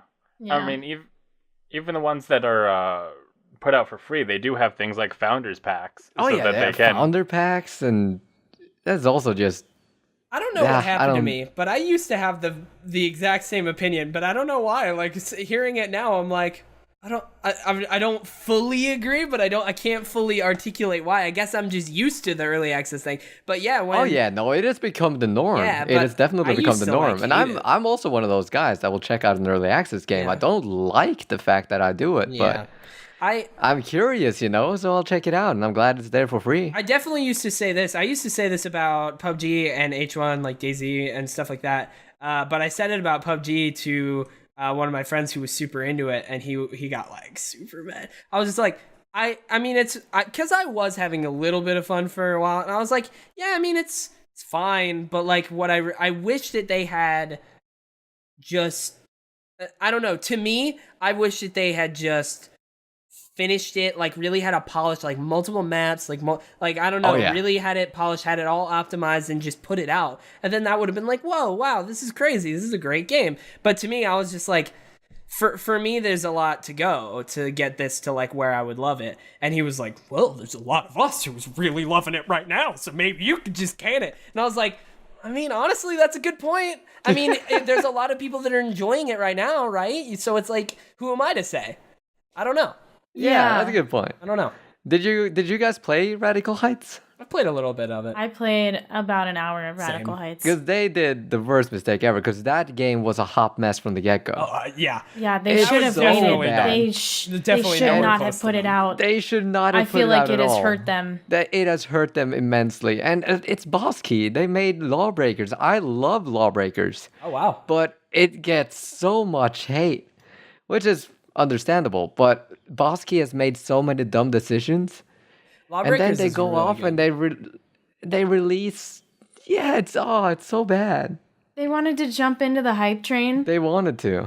And it's they hurting them should have because of just those waited. reviews. People are reviewing it down the drain, and for good Yeah, reason. people. It's a Every mess. time I bring up Radical Heights, I'm like, okay, don't try it yet. Just wait. Because Yeah, this just game wait. has so much potential. Oh, definitely. People aren't It's gonna super give it a fun when chance it now, works, though. but the problem is right now it works 1 out of 10 times, you know? And when they did release it, we couldn't even find the game. It was too laggy. We would spawn. Like in the beginning of the game, you free fall, right? You just fall down from the sky. Mm-hmm. Like the first match we ever played, we were free falling inside of the main lobby area on the ground. Just hitting ramps on our stomachs. Free fall. Just doing tricks on our stomachs. And then you got disconnected. And that was my first experience with Radical Heights. It's like, it didn't even load. all right, cool. I guess that's what we're getting here. I Yeah, guess it I was was really really lucky bad. with mine because I was able to get into games no problem. Loading was really quick. Finding a full match was quick. It seemed pretty seamless. My big deal was like, all right, these buildings don't have textures yet. There's a Yeah. lot of shit missing. There's no sound. Like, there's very few sound effects. There's like they've obviously put a lot of work into this already, but they have Definitely. a lot of work ahead of them before they have a full game. The fun thing is that they only spent like 5 or 6 months on it to get to where they are Yeah. now from the bottom up, Yeah. which is super impressive. But they really shouldn't have put it out yet because it wasn't ready. And the reviews that have been coming in for that game is definitely gonna hurt it down the line. Yeah. So, but is it unfair to review something that is in early access? I don't know. I don't think it's I don't think it's unfair. unfair. I think it's definitely weird. I don't think it's unfair but- because they put it out there. Yeah, I mean they put it out there. I mean, people are gonna do with it what they're gonna do with it. You know, it's out there Yeah. for the world to see. I agree with what was it Mac that said that as long as it's a review in progress that you can update, Yeah, then Yes, that I feel like that is exactly. fair. I feel like that is very fair. Yeah, I think like, I think the fact that it's available for people to play is why they made it a review. Because if they did it of like a closed door event of like, hey, game review or games media, come try out this game, like is done a lot of times with games, and then people will come and be like, here's what we saw, here's what we think. Whereas they're just like, hey, everybody play this game, and then IGN put out a deal of saying, should you? Because it's not really of like, should you spend your money on it, but it's like, should you spend your time playing Yeah, this game? just spend your time on it. It has gotten more stable, but Yeah. when I played it on launch, it didn't even load us in the game. It was really bad. That's so sad. Yeah. Which, giving it a 5 out of 10 for being that broken, is still pretty generous. That is very generous. I've seen worse reviews of it. Yeah. And I feel it's like definitely making that clear distinction, like this is still a work in progress. Like, yeah. Yeah. which This is game like even if people is still make, very early in development. yeah, even if people say that though, that's the problem. Like people are gonna like IGN can put review in progress like at the bottom. I've seen this done with other games that like they're waiting on the multiplayer to go live or something like that, and they'll be like review in progress, and in the bottom and like big bold text it'll be like, we don't have a score on this yet because we're waiting for the multiplayer and blah, blah. And like the first comment down below is like, where's the score? Like, it says Yeah. like Right. people just don't want to read, they just want to look at the number. So Right. I don't know, it's like be better and more critical just as a person. Like look at the context of things in general. Just throwing that out there. I'll be honest. I'll be somebody who looks at the score because, like, one, reviews can be kind of wordy, and two, like, I don't have to worry about someone spoiling something or something in a review. So if I just get it's an 8, I'll be like, okay, it's worth my time, and I'll find out the stuff. No.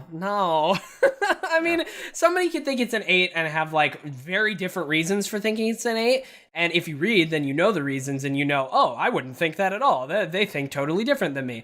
You know what I mean? But it's also like I look at if I do look at the score, I never just look at the score. I'll at least look at the score and read the last paragraph. Oh, yeah. Or the verdict. Like, I'll always, like, at least try and read some of it, because, like, you gotta at least know where they're coming from. I like the websites that have like they'll have the score and they'll have like pros and cons to kind of tell you how they got. Yeah, that's nice. I just don't read reviews. If I can, I read it, but like a lot of the time they're all really long. Yeah, yeah, that can be kind of weird. A game that I thought about as we were talking about like early access and people taking advantage of that early access thing. Beside H1Z1, because that one actually hurts my heart. So the game We Happy Few, which was teased 3 years ago, is still in early access. Oh, is it? They haven't finished that game. And I was really excited for that game when they announced it too, and I've been waiting for them to release the full version of the game because it is like a story game. And the thing is, though, it's not really. It's supposed to be like this procedurally generated, like it's not what you think. It looks like a BioShock. No, I haven't played it. But I've played seen it, but it seems like it's a story. Oh, really? I've heard that it's like it's like this procedurally generated, like really weird. It's not like a linear story from what I had heard, which is what I had expected. At least the starting area seems very samey. Like I played it I got it like early access or something, so stuff has probably changed since I did it, but it did seem like you went through the steel and you got into a city, and it seemed like you were. I remember reading like first impressions, and I was like, "Oh wow, this is not what I expected this game to be at all." I don't know. I was told to wait on purchasing it because there is a story, and there's only so much you can do in the early access. That like you get to a point, and it's like, well, once they fully release the game, you're gonna have to replay it all anyway to get the full story. And I was like, well, then I'll just wait. And it's been sitting in my wish list for 3 years because I'm just waiting for this game to be released and finished, and it's just chilling. They're not really finishing it. So that is our opinions on the early access reviews. But we want to know your opinions. So next time we will be talking about your pick for Game of the Generation. You can send those in at readysetgamecast.com/submit. Select topic of the show and let us know what is your Game of the Generation. Nier Automata. Can you explain what that is? Because when you guys were talking about that, I had no idea. Generation such as console generation, PS4, Xbox One, and onwards. Okay. Yeah, so I mean, like you think of games of like The Last of Us, GTA 5, stuff like the big things that made a difference in the PS3 360 generation, right? But like PS4, what has been big enough that has been like that has impacted that's not just been like amazing, but has been different enough to differentiate itself in the industry and be like, this is something new, this is something we should strive for, type thing. I think God of War has been like that. Breath of the Wild, something you can throw up. There's a couple of them out there. Now, as a PC Master Race player, sure. How do I distinguish? Since PS4's release? I don't know. Yeah, 2014 and onwards. Let's say that. Okay. Let's say that. 2014 and onward. The last 4 years so far. Wait, hold on. Because every now and then I say 2014 that I think that the PS4 came out then, and then I'm like, and then I look it up and I might be wrong. It might be 2013. I think it's even earlier than that. It's definitely not earlier than that. Okay, yeah, it's 2013. So it's November 15th, 2013. Oh, that's close. So fall of 2013 and out and onwards type thing. Okay. When did the Xbox One come out? Because it came out very close to that as well, like within weeks. Yeah, November 22nd, 2013. So yeah. Was that a day difference? It was November 22nd and November 15th, I think. Were the two. Okay. No, yeah. As a week. Okay. Yeah. Man, it's crazy that it's been that long. Yeah. Time keeps on slipping into the future. Yep, time keeps on slipping into the future. Wise words from Bryce. While you're at readysetgamecast.com/submit, you can be part of the show by submitting a question, comment, or your favorite childhood cartoon for us to read on the show. Better be Avatar: The Last Airbender, or you're banned forever. Is that a childhood cartoon? When did you watch? Not technically, but like it's from when I was a kid. You know what I mean? I didn't actually watch all of it when I was a kid, but like, you know, it's technically a children's cartoon, even though it deals with like some super mature themes. So Yeah. Oh.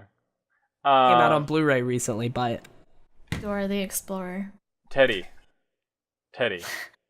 I'm letting the reins off, Teddy. Sure. Okay. Do the questions. Oh, okay. All right. I'm right on. Let's take a look here. Questions / comments. Let's see here. Not Pickle Rick says my IQ is not high enough to understand Rick and Morty? ? That's because last time we said question, comment, or a Rick and Morty. Okay, that makes sense. Yeah. For a I second couldn't there, remember I was either. very confused.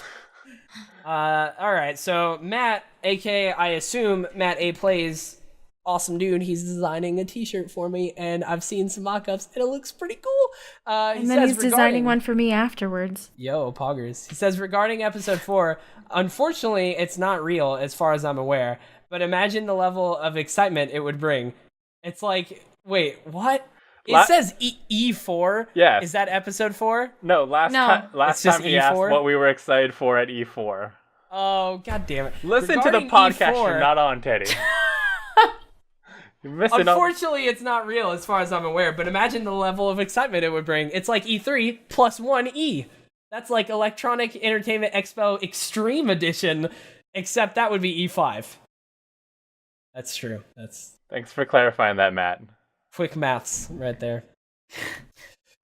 It says, looking toward next gen, where do you think each of the big three, Nintendo, Sony, Microsoft, will focus? It looks like Nintendo's hybrid focus will continue. Will Sony and Microsoft follow suit? Will Sony continue with the blockbuster-style AAA experiences? Will Microsoft further push towards unifying the PC and the console as a living room version? Well, I have a little bit to debate of that last sentence, because I don't think that's what they're doing. But what do you guys think?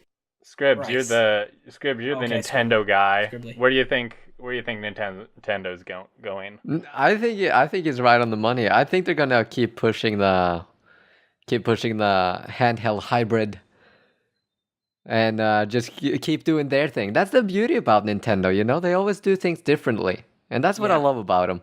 And I don't think they're gonna switch it up anytime soon. I don't think so either. I think it's just gonna be they're gonna continue on with their Switch, and then when time permits, they're gonna be like, here's the Switch too. I hope that from now on, all of their future systems are portable home hybrids. Like, because I hope so too. I can't go back. I can't. I need it forever. Do you think they'll finally let the DS die? Yeah, eventually. I think they will. Yeah. I think they're taking steps for it, because that's why, like, the cartridges and stuff. Yeah. For easier portable access. They keep announcing games for the DS, and we're like, no, put it on the Switch. Stop. We don't want Put it on the Switch, damn it. It's gonna take a long time. It's gonna take a long time. They're not gonna discontinue the 3DS just yet. They're There's probably so gonna much try you can to. still Another do year. with the 3DS. They have games coming into 2019, like, already announced. Oh yeah. For the 3DS. Like, and the 3DS just has so many million, like, I think it's like over 50 million units or something of the 3DS in the wild right now. They're gonna keep putting games out because they keep selling. So it's like they're gonna do that until they stop selling, I feel like. I don't think we're gonna see a new 3DS anytime soon. I think this is the last. Yeah, for sure. But they're definitely gonna keep on making games and support the system for at least maybe 2 or 3 more years, I think. If they name the next Switch the new Nintendo Switch, I'm going to yell. Switch? I'm gonna lose it, dude. I'm gonna lose my mind. I'm not getting a new Nintendo Switch. I think we might. God. I think we might see a more portable one, like a Switch Mini. I think that's possible. Ooh. I think that's possible. I think that will Kind of probably hope happen. they don't do that, but I They think might they're going not do that as like a separate. They might elaborate. No, like there would be no dock. It will just be a handheld focus system. Oh, if they extend the battery, that would be really cool. That would be sweet. Teddy, where do you think Microsoft's going? Well, first of all, he ends that by saying, will Microsoft further push towards unifying the PC and the console as a living room version? Right now, Microsoft is definitely not pushing towards it. They are pushing towards unifying the PC and the console, not as a living room version. I think they're very they're very distinct, as in like the Xbox is like very much a console you can have in your living room type thing, but they're doing a lot to unify the two, as in like they're putting, whenever they put out like Sea of Thieves, they put it out on PC as well as Xbox, and they crossplay. So it's like anything they put out like Microsoft first party developed, they're going to have on PC and Xbox. They're definitely going to continue that for sure. I think the next console, I think if anyone was to do this between the two, it's going to be Microsoft.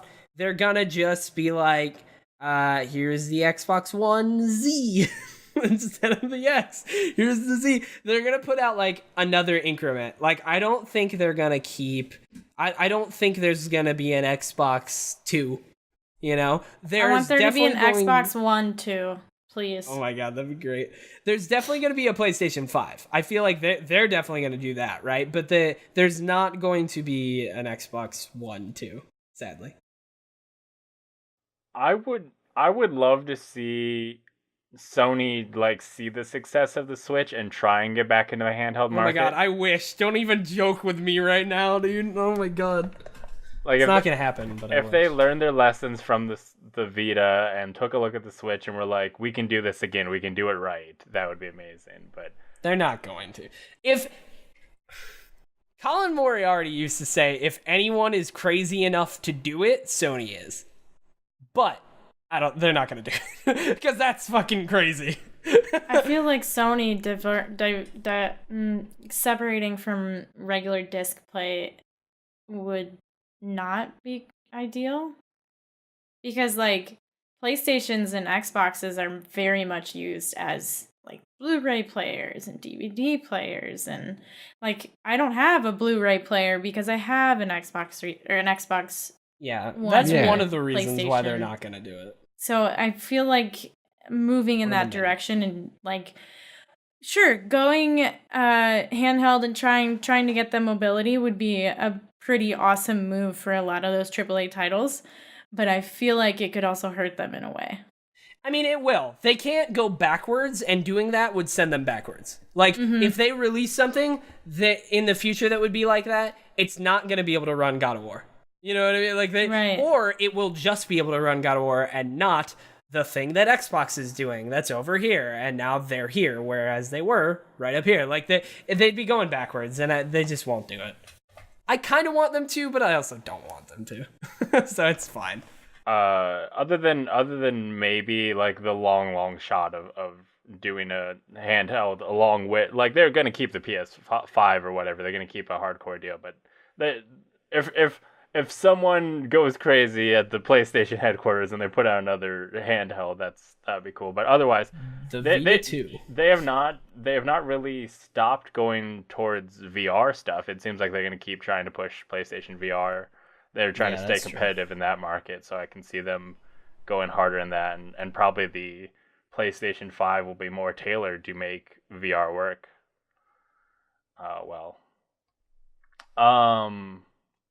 Teddy, I could see that. Keep going with the questions here. We got Yuri Gaspar is now asking, No More Heroes is taking a new approach to video games by making games within games. What other titles do you think could get similar treatment? I'm not as familiar with No More Heroes as I should be. I know a little bit about it, but that's about as much that I know about it is what he's saying, where they're making games within games. So I don't really know too much about how that works.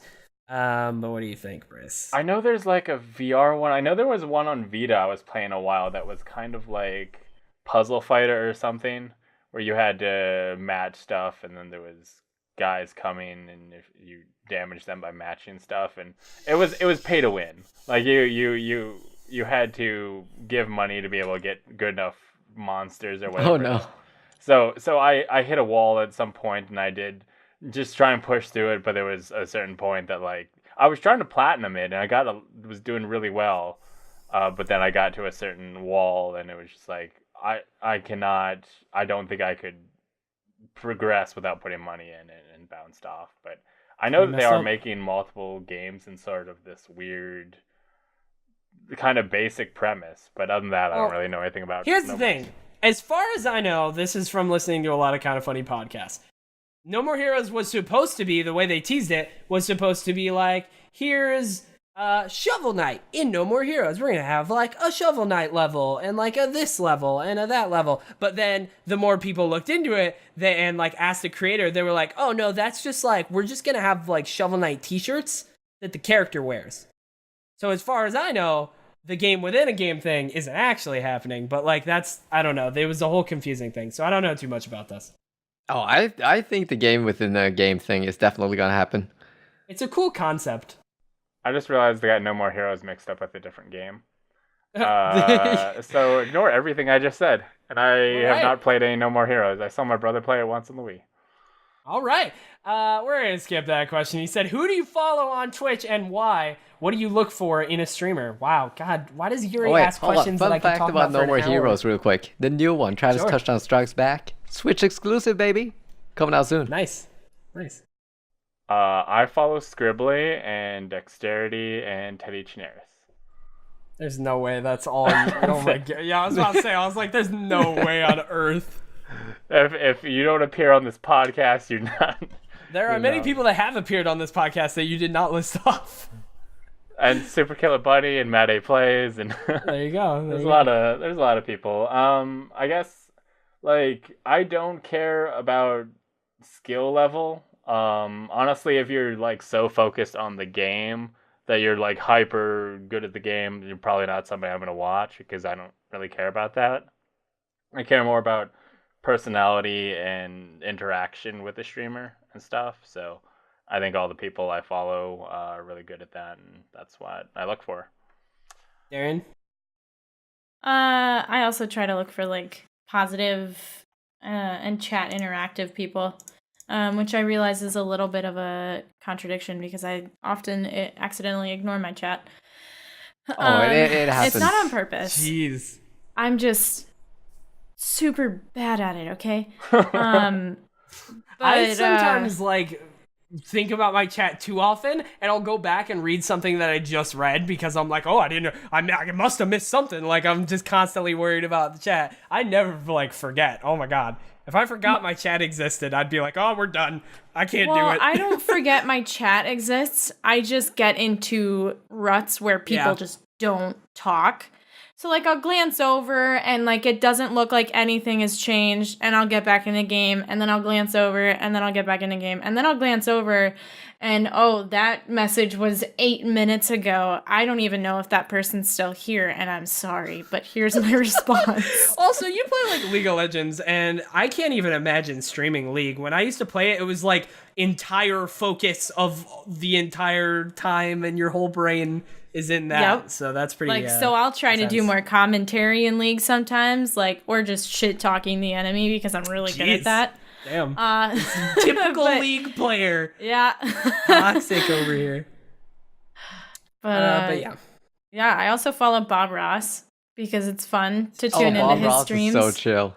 Oh man, so many good vibes. He's so such a consistent streamer. It's amazing. Yeah, it's weird. I don't know how he does it. What do you look for in the streamers, Scribbleh? Oh, same thing. Chat interaction and just, I don't know, the personality and how interactive they are with chat. It doesn't matter if you're good or bad at the game. As long as you're entertaining to watch, I'll watch it. I'll echo what everyone else said, but I not only look for that, I don't know, there are people that I follow that are just genuinely funny dudes. Like, and girls.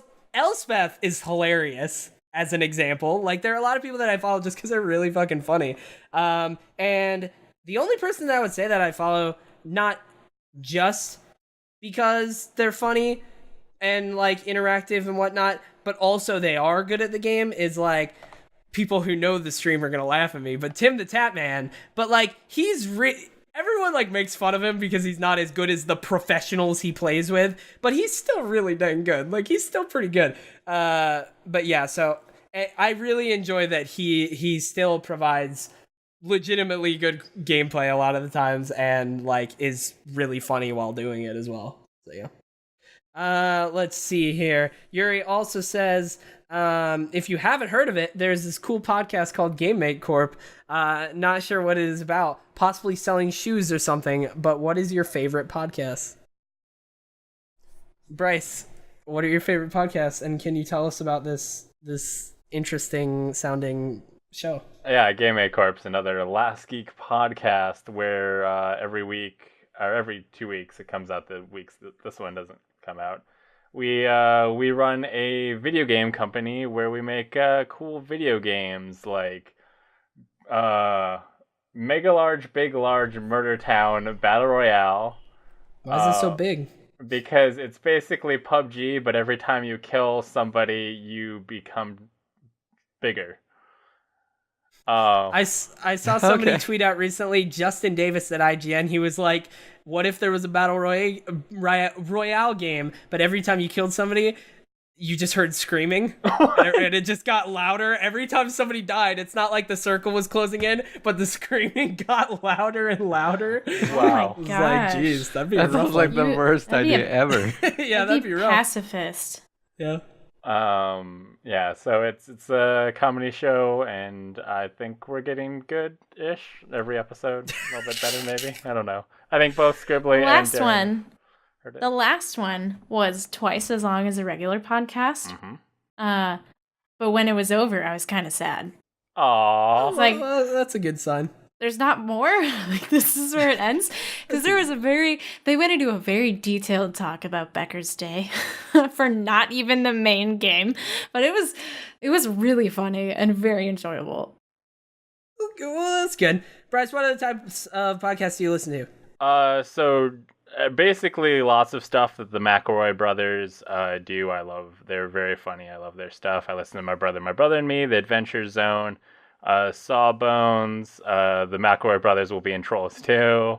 I also listen to the Giant Beastcast and the Giant Bombcast, which kind of inspired this show a little bit. And I like Welcome to Night Vale when I'm way behind on it, but I do like a little bit of narrative dramas stuff. Those are the podcasts I listen to regularly. Darrian, do you listen to any podcasts other than this I listen to quite a few podcasts. I listen to a whole network of podcasts from Parcast. They put out a lot of really high quality podcasts.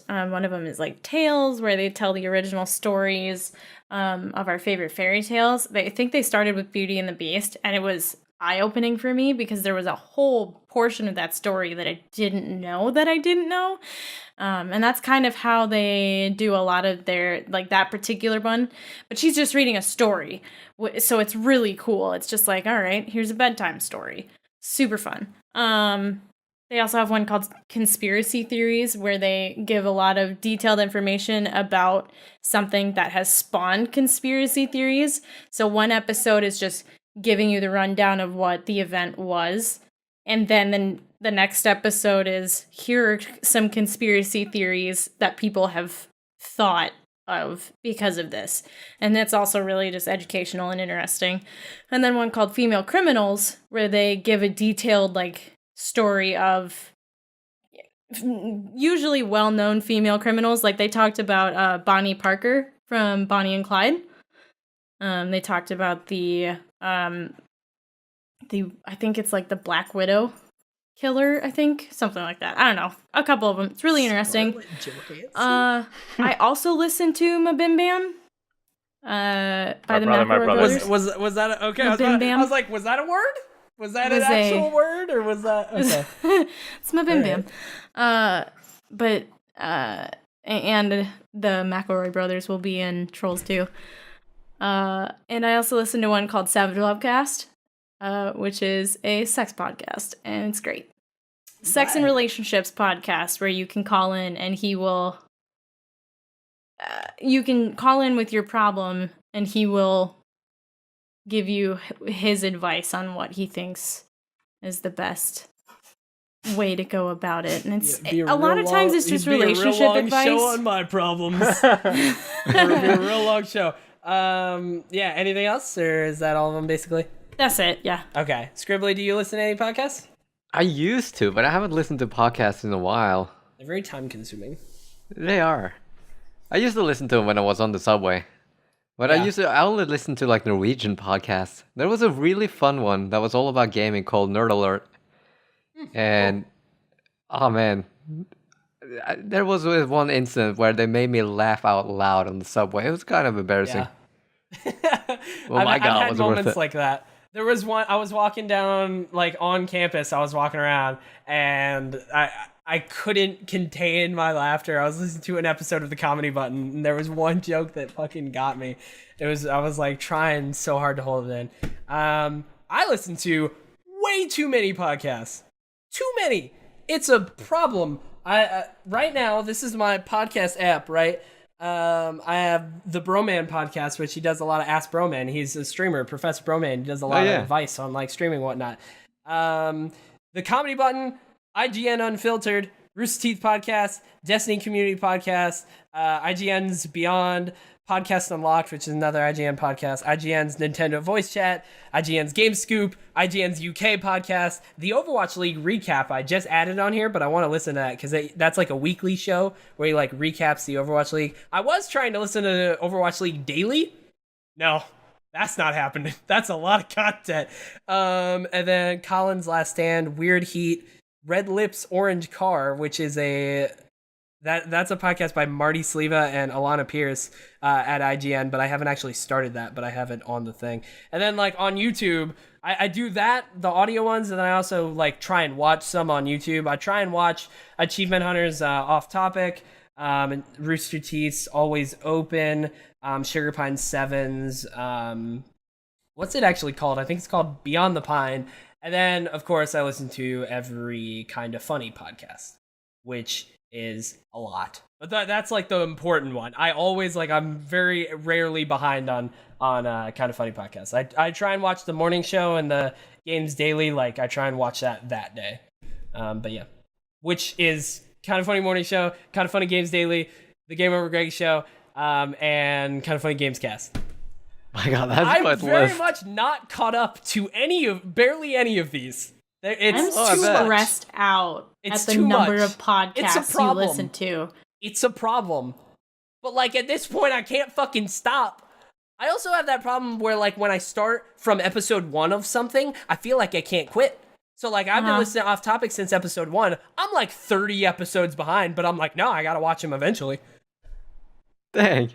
It's a problem. It's bad. Eventually, I'm gonna cut down, but I have problems cutting down. This is cut down too. Like I used to have way more. What? Yeah, it's bad. Stop. Teddy, you've listened to... You don't even listen to Ready, Set, Gamecast. I was gonna... Yeah, I don't have time to listen. I could see him trying to make that do you joke, and I was understand like, why though now? Best Like Gamecast. this is why. I was gonna... He's like, oh, once I've listened to episode 1, I need to listen to the rest. And I'm like, you've listened to but I didn't episode 1 of Rising. I was there, you know? All right, we're going to go in Double speed. Don't tell me to listen to your podcast, though, all right? Because I got too many already. I would like to, trust me. All right, we're What do you going mean to... his podcast? No, I was It's just my saying in podcast. general. Okay. Damn. All right, we're gonna go super duper fast speed because I need to eat. Bryce's crazy Uncle Larry says, "You never write, you never call, you never develop a game with me in mind. It's almost like I don't exist. PlayStation Vita was a huge indie promoter. Do you think that Switch has now taken this title?" What the fuck? It was like a whole thing and then just an actual question. I'm gonna answer absolutely, Bryce. I think so, yes. I think Oh, yeah. PlayStation 4 still does some Switches, and I think the PC is still the hugest. Of course, but, yeah. But the Switch Still definitely winning, yeah. promotes them way more. Yeah, got those nindies. Yeah. Okay. I think we're all in agreement on that. Let's see here. Yuri Euro. Gisbar? Euro. Yes, okay. Euro Gispar says, "We know that Dex likes to change her hair color, which looks amazing. But how do we get Teddy and Bryce to do the same, and what color would they go?" Bryce. I feel like we've answered this before. Black. I haven't. I don't think. I think I'd go Yes, you have. black Oh, have and I? Okay. I have probably a new not answer. anytime soon. Scribbleh, what would it take to like paint the side of the screen? Maybe Paint my antennas? Are you Yeah, crazy? yeah. What would that it take? What color? I'd be down to do it. Okay, all right, sounds good. Just What get type some- of color would you like up there? Oh, dude, I would go hot pink like my background right here. Yeah, there hell you go. yeah. There you go. Really stick out. You just made Darrian's day. All right. My answer is I won't exactly color anything. My brother-in-law tried to get me to color my beard for money, and I refused. But he wouldn't give me enough money. But I don't know if I've mentioned or not, but by the time you're hearing this, I've launched a Patreon at patreon.com/TeddyChinaris, and the ridiculously high goal is that I'll shave my beard. So I'll shave it off for money. But yeah, let's see here. Yuri's clone, but the non-evil one, sounds pretty evil to me, says, if you have a weakness, what is it? Also, do you know what Yuri's weakness is? Bryce, what's your weakness? I would say my ego. If at any very point, true. God. if at any point you're like, Bryce, you're the only one who can help me. You're the only one strong and good enough. I'll be like, yes, I will move your entire house single-handedly because only I am capable of this feat. I'm the exact opposite. Yeah, me too. Yeah, I'm like, they're like, hey, can you like stand up and walk over here? I'm like, I don't know, man. It's a lot. Like, I don't know if I can do that. That's really rough. But Teddy, you're the only one who can do it. But like, am I? That's legit what I would do. What I'd say. I'm like, are you sure about that? Like, I don't know. Darrian, what's your weakness? I have no weaknesses. Whoa. Damn. She is the Scribbleh, final boss. I assume yours is an EMP, but is there anything else? EMP would definitely do it. Water Yeah, is that another would do one. it. Yeah, that's a good one. Other than that, spiders. I can't deal with spiders. That's my biggest weakness. Mine would be goldfish. Warm Waffles says, if I hit 69 likes, I will get 69 likes. Guys, come on, let's make this happen. I don't think you understand how this platform works. We can't like questions. We'll give you I just 4 liked it. likes, I guess. We like I'll give you one. warm waffles. Yeah. You can't like Such a that troll. 69 times, but... and that's basically the questions for the day. Yep. 70 years later. So this brings us into housekeeping.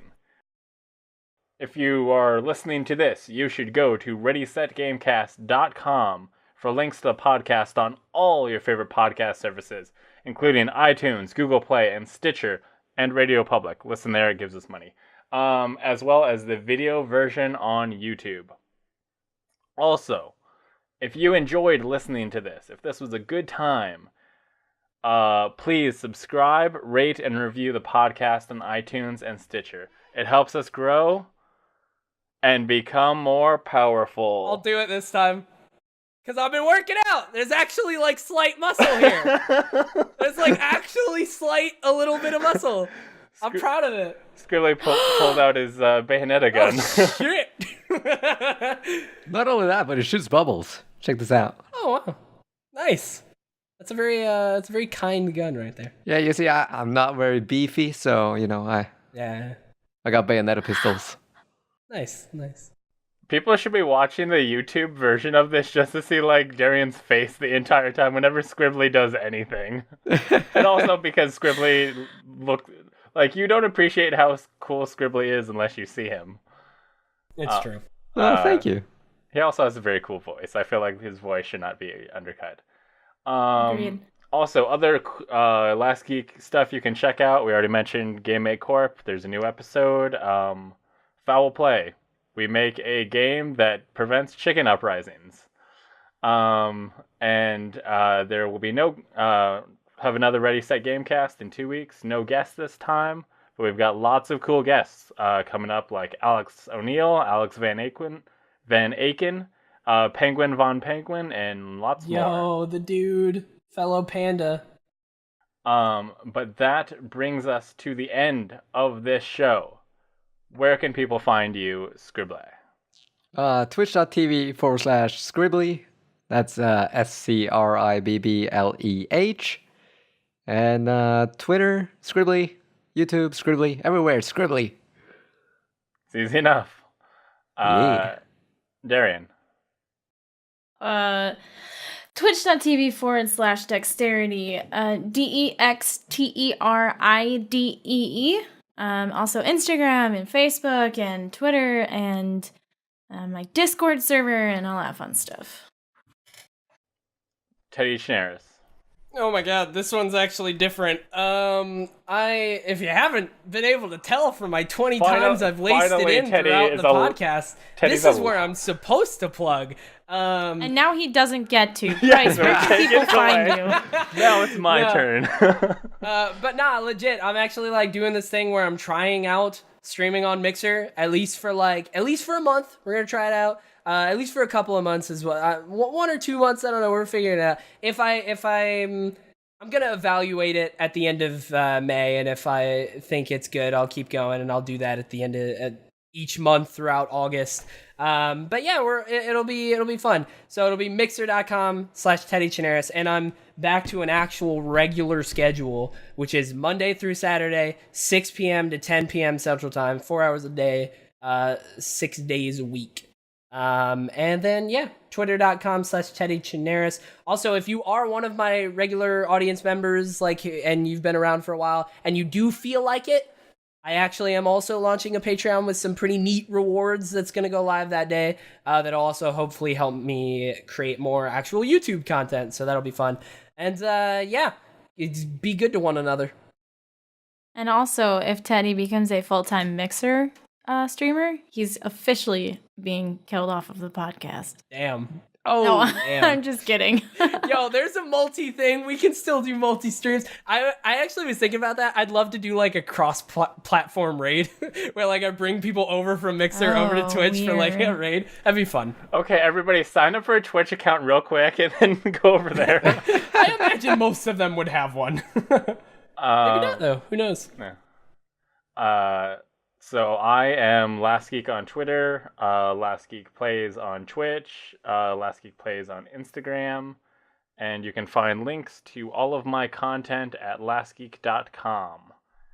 And I don't have a Patreon yet. I'm not Teddy level cool yet. Yo, I worked on it for a while. I'm pretty proud of it. It's got some cool stuff on there. I think I still have a Patreon out there, but I don't use it. You just got like some money sitting there. Everybody's just like $5 a month from like one person. You're like, oh shit. No, my last patron stopped. He canceled, so I'm like, all right, that's fine. I don't like Patreon anyway. Okay. I mean, Patreon's a cool service. Don't get me wrong. That's not what I meant. It's very hard for me to use because I feel like I don't have the following to justify use of it. You need to like make it worth it. Like you have to really like make a really good page where like the rewards actually like mean something, and you also have to really follow through. Like I set a bunch of goals that like if we get this much, I'll do this, and if I don't do that, I'm in fucking trouble. You know? So I'm treating it like super seriously. And I expect maybe $1. Hopefully, you know. But I figured it'd be cool to have out there, you know. Small little anecdote. I had a friend at work start a Patreon, and he offered all of our coworkers, he's like, if you subscribe to my Patreon, I'll give you $1 in real life. I will give you a real $1 to do this. That seems a little counterproductive, but... It got his numbers up there to help him actually gain traction, though. That's what he was looking for. Oh, right. That makes sense. Well, that is the end of this episode 18 of Ready, Set, Gamecast. Thank you to Scribbleh for joining us, and we will see you all in 2 weeks. Bye. Bye. Bye. Bye-bye.